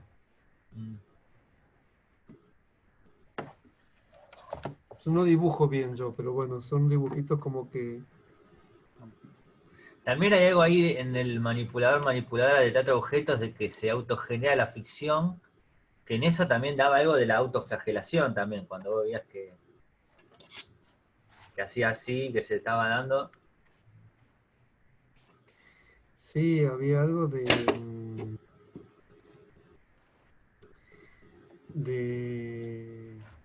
bueno, sí, cuando uno manipula objetos, estás como el mago, ¿no? El mago que se genera o el que es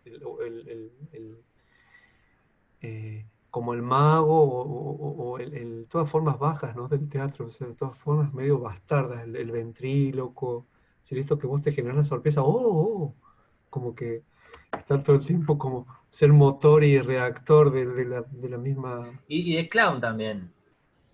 Es muy clown, sí. Hay un número genial, fíjense, en la clase muerta, que era algo que Marín hizo ver en su momento. Hay una parte genial de la clase muerta de Cantor, en la que hay un actor que hace como de cura y que acomoda una biblioteca y se le cae un libro. Y la acomoda y se le cae, y él se ríe. La acomoda como 4 veces. Es increíble lo que hace el tipo. Tiene un manejo absoluto de los objetos, porque eso era algo que ella me decía, vos tenés que manejar los objetos súper bien, tenés que ser muy cuidadoso, no podés ser grosero, tenés que ser delicado, tenés que tener un manejo absoluto, y al mismo tiempo tenés que dejar que ellos te manejen a vos. O sea, tenés que tener un nivel técnico muy bueno con estos objetos, pero tenés que dejarte manejar por los objetos. Entonces, bueno, era como siempre decir, bueno, ¿ah? Es dificilísimo. Claro, porque era tener la técnica y no usarla, ¿no? Ese es como el posgrado, el posgrado, el posgrado de la manipulación. Claro. Y Pues estar tampoco atravesado. siento que lo haya logrado, como son estas cosas que tienen naturalmente Román Lamas, ¿no? Que son estos manipuladores, perdón, es un manipulador argentino, por los que no lo conocen. Increíble, que estas cosas las tiene intuitivas. Yo soy un queso, entonces tengo que ir construyendo pasito a pasito cómo hago cada cosa, porque no soy un manipulador espontáneo. Con el tiempo puedo tener un poco más de cintura, pero tengo que construir esas cosas. Javier, acerca de esto que decías recién de que el objeto te impone, o no me acuerdo cómo fue la frase que usaste, pero que tenías que ser delicado en la manipulación.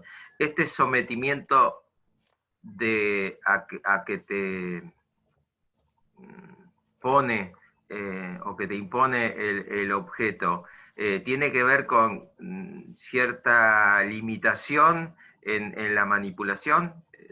¿Soy claro? Porque No sos claro, pero está buena la pregunta. Pero digo, a ver, vos no me acuerdo cómo fue la frase que dijiste, eso de...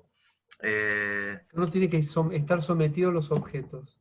Claro, y esto de estar sometido, ¿Con qué tiene que ver? ¿Con Esto tiene que ver, la delicadeza que tenés que tener para manipularlos? Porque el objeto te lo impone. O sea, ¿cómo, por dónde pasa? no. Estar sometido a los objetos sería darles la posibilidad de que el objeto condicione la posición de tu cuerpo, la diagramación del espacio, la disposición de los objetos en el espacio, que determine el devenir de la obra, de la dramaturgia, que te obligue a hacer cosas. Después vos tenés que usar la técnica, no sé, si el vestido de novia ese que me dio muchos dolores de cabeza, vamos, era muy divertido, yo me divertía, pero estaba enredado así, y yo no podía meterme y sacarlo, yo tenía que ser muy delicado la forma que sacan, entonces tenía que ver cómo hacer club y sacarlo y dejarlo preparado para que haga su efecto de desplegarse, ¿no? Entonces ahí estaba mi técnica, pero antes yo le había dado lugar a la estructura, porque yo tengo más, quiero decir, yo tengo potencialmente más poder, pero ahí está el retirarme y darle, someterme al objeto, ¿no? Y yo el que se retire y deja lugar y deja que eso ocurra, el que tome ese lugar humilde que me reclamaba la directora todo el tiempo. Entonces la ductilidad viene por saber cómo en medio de ese desbarajuste, de ese desorden, ser justo, delicado, económico, preciso, para resolverlo, por ejemplo, ¿no? Y no sé, es decir, por ejemplo, no sé, yo hago tenía que hacer un movimiento para que el vestido no haga ¡blip! Al final. Entonces, bueno, entonces, ¿cómo hacer ese movimiento para que eso suceda? Esa es una precisión. Entonces vas alternando entre eso y que se te caiga encima la estructura. Y bueno, y ahí estás, como una especie de DJ en vivo entre... Fíjate, si alguna vez podés ver en esta obra de Cantor que reviente los artistas, ahí se ve a los intérpretes sometidos por los objetos. La vi acá en Argentina, en Buenos Aires. Ahí se ve, o sea, los objetos los obligan a los actores a tener determinadas actitudes, determinadas posiciones, determinada forma de hablar, es decir, los someten, no sé, cuando yo trabajaba para el periférico de objetos, cuando trabajaba con el periférico, uno dominaba a los objetos, no se le pegaba una patada a un maniquí para que vuele 2 metros. Acá era otro el trato, acá era, bueno, que el objeto me pegue a mí y me voltee, ¿no? Quiero decir, como al revés. Sí. Pero es un lugar súper interesante, digo, perdón, que pienso, sé que Josema vio la última obra que hicimos, pero fíjate cómo hay como una línea de pensamiento entre eso y Aquí hay leones. En el sentido de que los objetos condicionan a los actores. Sí, totalmente. En esta obra Aquí hay leones había a mí la escena que más me gustaba, que nunca sabía qué iban a hacer los actores, había 7 colchones y arriba de los 7 colchones, tanto la chica como el chico, como Leo, se tienen que cambiar. Algo tan simple como sacarse las medias, sacarse un pantalón, sacarse una camisa, ponerse una camisa, ponerse un pantalón, el Leo, y un sombrero. Y la chica se tenía que sacar un vestido, se tenía que poner una blusa hecha con 2 repasadores de recuerdos, con 2 paños de estos que compran los turistas para la cocina, y una calza. Y ponerse una calza arriba de 7, algo tan simple, una calza, ¿no? Pues una calza, algo... Bueno, estabas condicionado por los objetos. Y una pregunta, sí. Perdón, hablando de ese montaje donde están arriba los colchones, ¿no ha ocurrido como que de repente alguno de los actores, no sé, caiga y de ahí puedan retomar ellos de alguna manera, o eso le da otro valor, o cómo lo manejan? Preguntale al actor. Digo, porque si el objetivo es cambiarse arriba de los colchones, pero si estamos como condicionados a este elemento, y no sé, a lo mejor el mismo objeto te puede hacer una mala pasada que puedas como, ching, ¿no? Sí, puede pasar, teníamos miedo de eso. Especialmente a mí me da mucho miedo porque las paredes están muy cerca Y había una estufa, yo tenía mucho miedo de una estufa que había de chapa, de caerme y golpearme con la estufa más que con la pared porque era como muy filosa.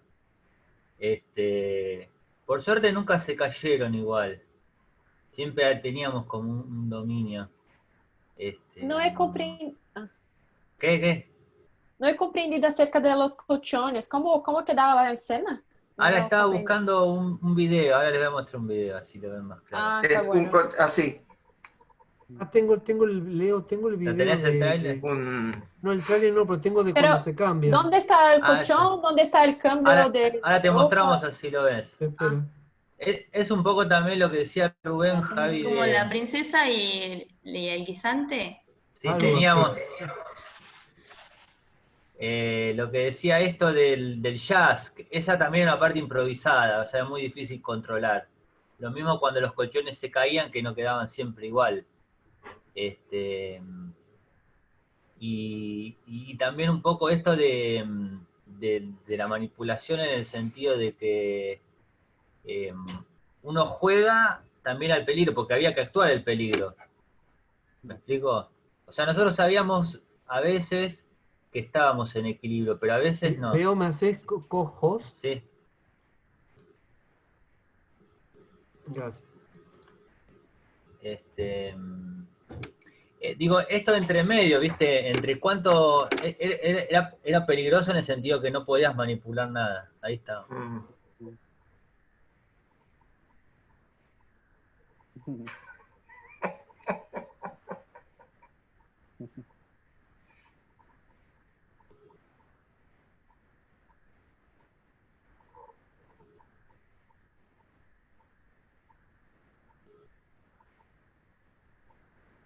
¿Y esta obra es teatro con objetos o teatro de objetos o no necesariamente? Y títeres también tiene. Ah. Ahí está Maisa, los 7 colchones. Ahora he comprendido. Está buenísimo. Es una obra sobre la crisis argentina del 2001. Y también los objetos están inspirados en los objetos que se realizaron los cubanos durante el periodo especial cuando se cae la Unión Soviética y lo que se llama el periodo especial, ¿no? Donde ellos se quedan sin recursos porque se suma a la falta de presencia de lo que era la Unión Soviética, el boicot de los Estados Unidos. Y bueno, inventan toda una serie de, lo que se llama, un artista estudió eso, la desobediencia tecnológica, inventan toda una serie de objetos para sobrevivir. Y bueno, y la obra es como entre la actuación, es una obra en la que no nos preguntamos mucho si era teatro de objetos, de títeres o qué. Dijimos que es como una obra que sería como teatro gacho, teatro naco, ¿no? Hicimos el manifiesto del teatro gacho, naco, sí, ¿no? De Choto. mala calidad, ¿qué? Choto. Choto, pero choto quiere decir otra cosa en México. Claro. No sé a qué se ¿Y refiere. tiene este video en la internet que podamos ver otra vez? ¿O eso? ¿Puede enviarnos el link? Gracias. ¿Qué decías, Rubén? Perdón. No, que no sé qué era teatro choto. ¿Choto qué quiere decir en México? Homosexual en Jalapa es como homosexual. Claro.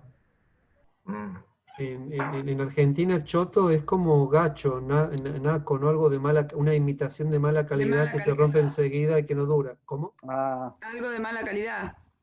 ¿Cómo sería? Sería en México chafa, ¿no? Chafa, teatro chafa. Sí.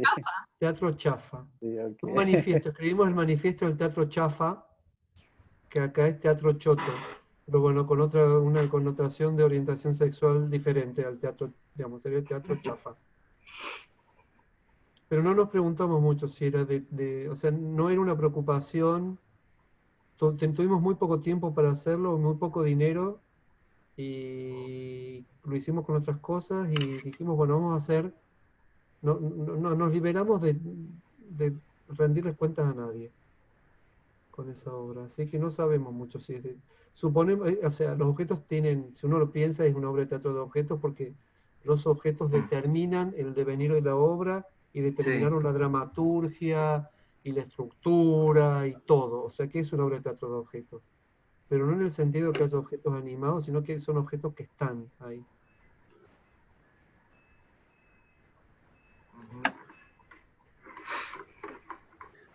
Bueno. ¿Alguna cosa más? No, simplemente pensar en, bueno, en todo lo que se abre, como, y lo que, para poder hacer la dramaturgia del teatro de objetos, ¿no? Las preguntas que pueden surgir, esto que yo te decía que, sí, creo que, bueno, Aquí hay leones, fue lo primero que vi, bueno, lo del periférico, pero no, cómo construir la dramaturgia de un espectáculo, ¿no? El gran interrogante.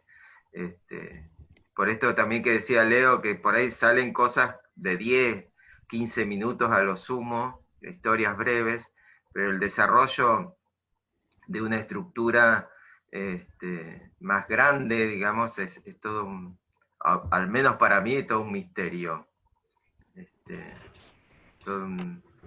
Pero vos, Javi, en este sentido, vos ¿lo pensaste una vez como pequeñas obritas que son los sueños y después hacer una estructura más grande? ¿Nunca lo pensaste así? Eso vino después. No, eso vino, no. A ver, con la construcción dramatúrgica de mis cosas favoritas surgió de improvisación. Eso vino después. Y bueno, hubo como una estructura de un sueño de cada uno de los personajes y los sueños repetidos del personaje principal. Y una especie de telenovela que nunca se termina de resolver, ¿no? Este compromiso, este casamiento que nunca se hace. Pues no es más que eso, es medio una estafa la dramaturgia de mis cosas favoritas en ese sentido. No, digo, porque hay algo que se promete que nunca se hace. Se prometen cosas que nunca suceden. Y Aquí hay leones, la estructura es simple, es del día a la noche. Empieza a la mañana y termina a la noche la obra. Es el largo del día. Como de alguna forma hay un pequeño hilo que une todo. Y después están las trayectorias ahí adentro, los viajes, ¿no? Las modificaciones. A mí particularmente me interesa que el retablo no sea el mismo al principio que al final, ni el retablo, ni los personajes, ni los materiales, ni el espacio, que haya como una modificación. Y si no hay modificación, que tenga una razón, pero que esa razón no sea, tengo una mesa negra y no la cambio porque es una mesa negra. No, eso que no sea ese el condicionante. Que tenga que ver con la dramaturgia.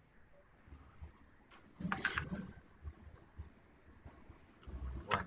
Dentro de lo posible, ¿no? O sea, Josema, no te pudimos responder la pregunta con esta charla. No, pero tampoco es que era una pregunta, o sea, Claro, se abre todo un mundo donde hay más preguntas que respuestas, me parece. Por lo menos para pues mí. Sí, los artistas van por delante de los que piensan. Yo tengo, Yo quería... Me parece que una respuesta posible para Josema es esto, es la posibilidad de reunirse con gente que sabe y rodearte de un buen equipo. Claro. Sí, rodearte de un buen equipo.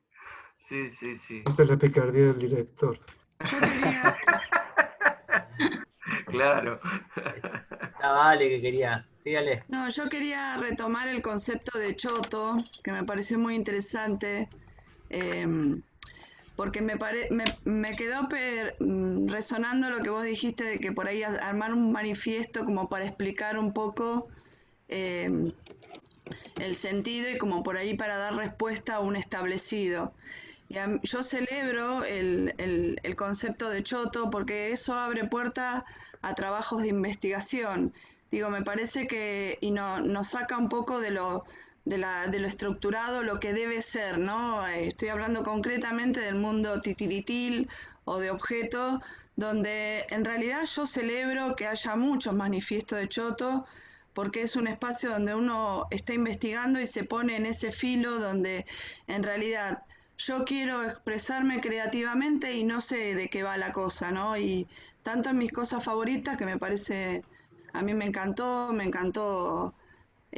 todo ese mundo que se arma con ese gran objeto retablo, y todo lo que dijiste lo vi, o sea, no hacía falta que esa búsqueda, me parece muy interesante que estemos siempre en esa cuerda, donde estemos investigando y poniendo en signo de interrogante si lo que hicimos antes es valedero, ¿no? Como esta cosa de decir, bueno, yo ya encontré este caminito, y cuando voy a iniciar otro caminito, preguntarme si lo que había hecho estaba bien, para no caer, que a veces nos obligan a caer en ciertas fórmulas. Me parece, yo celebro lo de generar manifiestos de teatro choto, porque es esto, obligarme a investigar, a sentir que siempre estoy encontrando nuevas formas. Bueno, eso quería expresar, y bueno, agradezco toda la generosidad, tanto tuya como de Leo, de esto, ¿no? De abrir y mostrar procesos y preguntarse permanentemente. Me parece que eso es lo que mantiene vivo toda esta cosa. Nada más quería decir eso. A nosotros nos pasó, Ale, bueno, vos conocés lo que es, nos conocés a nosotros, el trabajo, que lo que hacemos no es considerado teatro de títeres, ni mucho menos. O sea, no. Y Sí, el a mí me manifiesto de teatro pasó. choto, No, es que a mí, yo vengo de esa escuela, que a mí me pasó de decirnos que no hacíamos teatro de títeres, cuando hacíamos lo de retablo corporal. Y yo siempre me preguntaba, ¿qué es el teatro de títeres? O sea, ¿qué es? O sea, ¿quién tiene la verdad? Entonces, cuando aparecen estos trabajos de investigación, digo, en realidad es lo que decía tu directora. El titiritero, nadie va a ver a fulano de tal. Lo que se va a ver es un proceso creativo, y es el objeto el que tiene que estar presente, vivo, y es la vedette. Y nosotros somos insignificantes, y eso es lo impresionante, digo, lo fuerte. sí, totalmente. Bueno. Y Josema, ahí puse el manifiesto de teatro choto, lo compartís, Javi. O chafa. Es provocación pura, provocación pura. O chafa, o chafa. Lo tenía porque me lo dio Javier cuando fui a ver aquí en Leones. No, creo que me lo mandaste después porque no tenía copia. Pero ¿y dónde lo pusiste? En el chat. Sí. Está buenísimo. Rubén, y en un momento querías preguntar algo, vos que te quedó ahí. Sí, bueno, es que ya no sé si abuso del tiempo, pero es que me surgen más dudas. Pero bueno, es que lo que pasa es que nos hablaba Leo de la cuestión esta de que hoy en día, normalmente, bueno, yo veo el teatro con objetos, o el utilizar los objetos para hacer poesía o crear metáfora y todo este rollo, ¿no? Bueno, abordarlo desde esa manera. Pero que también existe como esta línea de que la metáfora ahora está siendo antipoético, por así decir, va en contra de la poesía, o no sé si... Ahí lo que pasa, bueno, ahí empezamos para otra hora más de charla, pero hay un teórico... Es que por eso no quería... Hay un teórico que se llama Matteoli, que no sé si hablaste, Leo, de Matteoli, la resistencia de la resistencia a la metáfora, sí o no, sí. Bueno, esta idea, ¿no? Decir, bueno, está la posibilidad de animar el títere adentro de un personaje, o de tomar el objeto por lo que es. Que eso hace puentes con la arqueología, pero son formas de la poética, ¿no? Hay que ser más lúdico en ese sentido, ¿no? Yo en eso quiero contar una pequeña anécdota que me pasó ayer. Me invitaron de Jardín de Infantes, donde trabajo, a mostrar mis títeres, ¿no? Porque los niños y las niñas habían hecho títeres. Había una nena que tenía hecha una ovejita, ¿viste? Entonces empezamos a ver, todos tenían que mostrar los títeres. Ah, qué linda la ovejita, y qué come, y qué hace, y empezó a hablar de los pelos, ¿sí? Y yo le digo, estaba hecha de cartón, pero tenía como una tela de como parecía la lana. Y la nena me dice, le digo, seguro tenés que gastar mucho shampoo para lavar a toda la ovejita, para que quede así el pelo suave. Y me dice, no, porque la piel es de tela, hay que ponerle poquito shampoo. O sea, la nena veía la oveja, pero es lo que dice él. La lana, lo que uno fantasea con la lana, veía la lana esa misma. Entonces pasaba esto de la resistencia de la metáfora. Que si bien, pero por un lado ella se imaginaba a la ovejita y podía como hablar de la ovejita como personaje, pero sin embargo el material era ese para ella, no podía como, era tan real el material que no podía como fantasear como si fuese la oveja real. En relación a Leo, eso. ¿quién ha dicho de la resistencia de la metáfora? Hemos hablado, pero no recuerdo la persona y dónde fue, si hay eso escrito como... Mattioli, ¿lo puedes escribir vos, Javi, el nombre? Ahí está escribiendo. Sí, ahí está. El libro, sí. El libro es más difícil de conseguir, ¿no? Y debe estar en francés, supongo.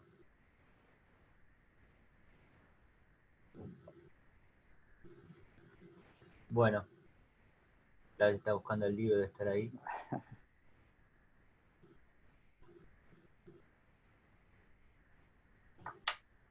Gracias. Estás muteado, Javi, te voy a pedir algo. Primero desmuteate y volveme a pasar el hospedador porque estoy grabando.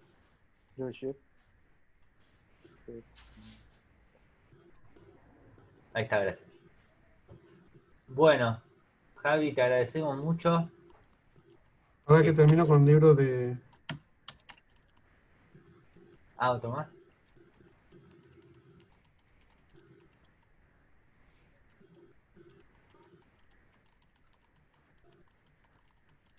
Está traducido, ¿no? Este libro no. No, lamentablemente.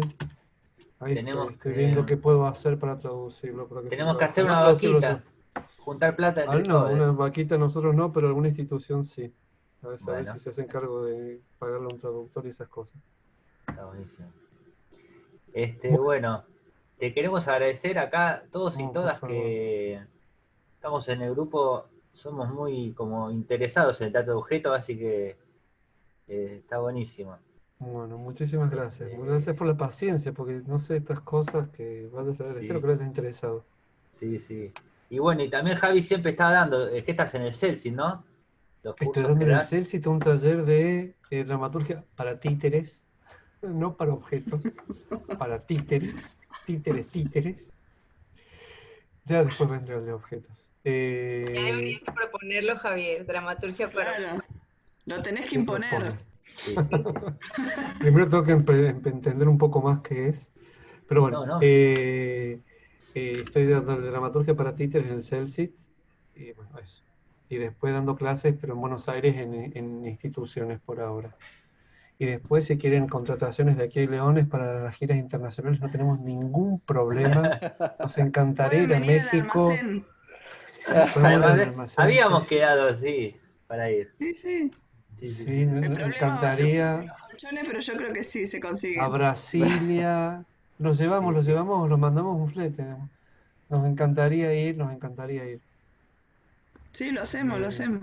Así que bueno, a donde quieran nos llevamos. Llevamos el espectáculo donde sea, es barato de llevar, somos gente simpática, dormimos, somos calladitos, nos portamos bien.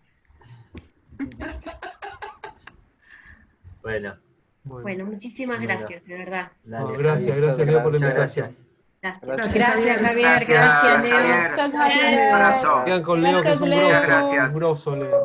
Nos vemos. Gracias. Chao.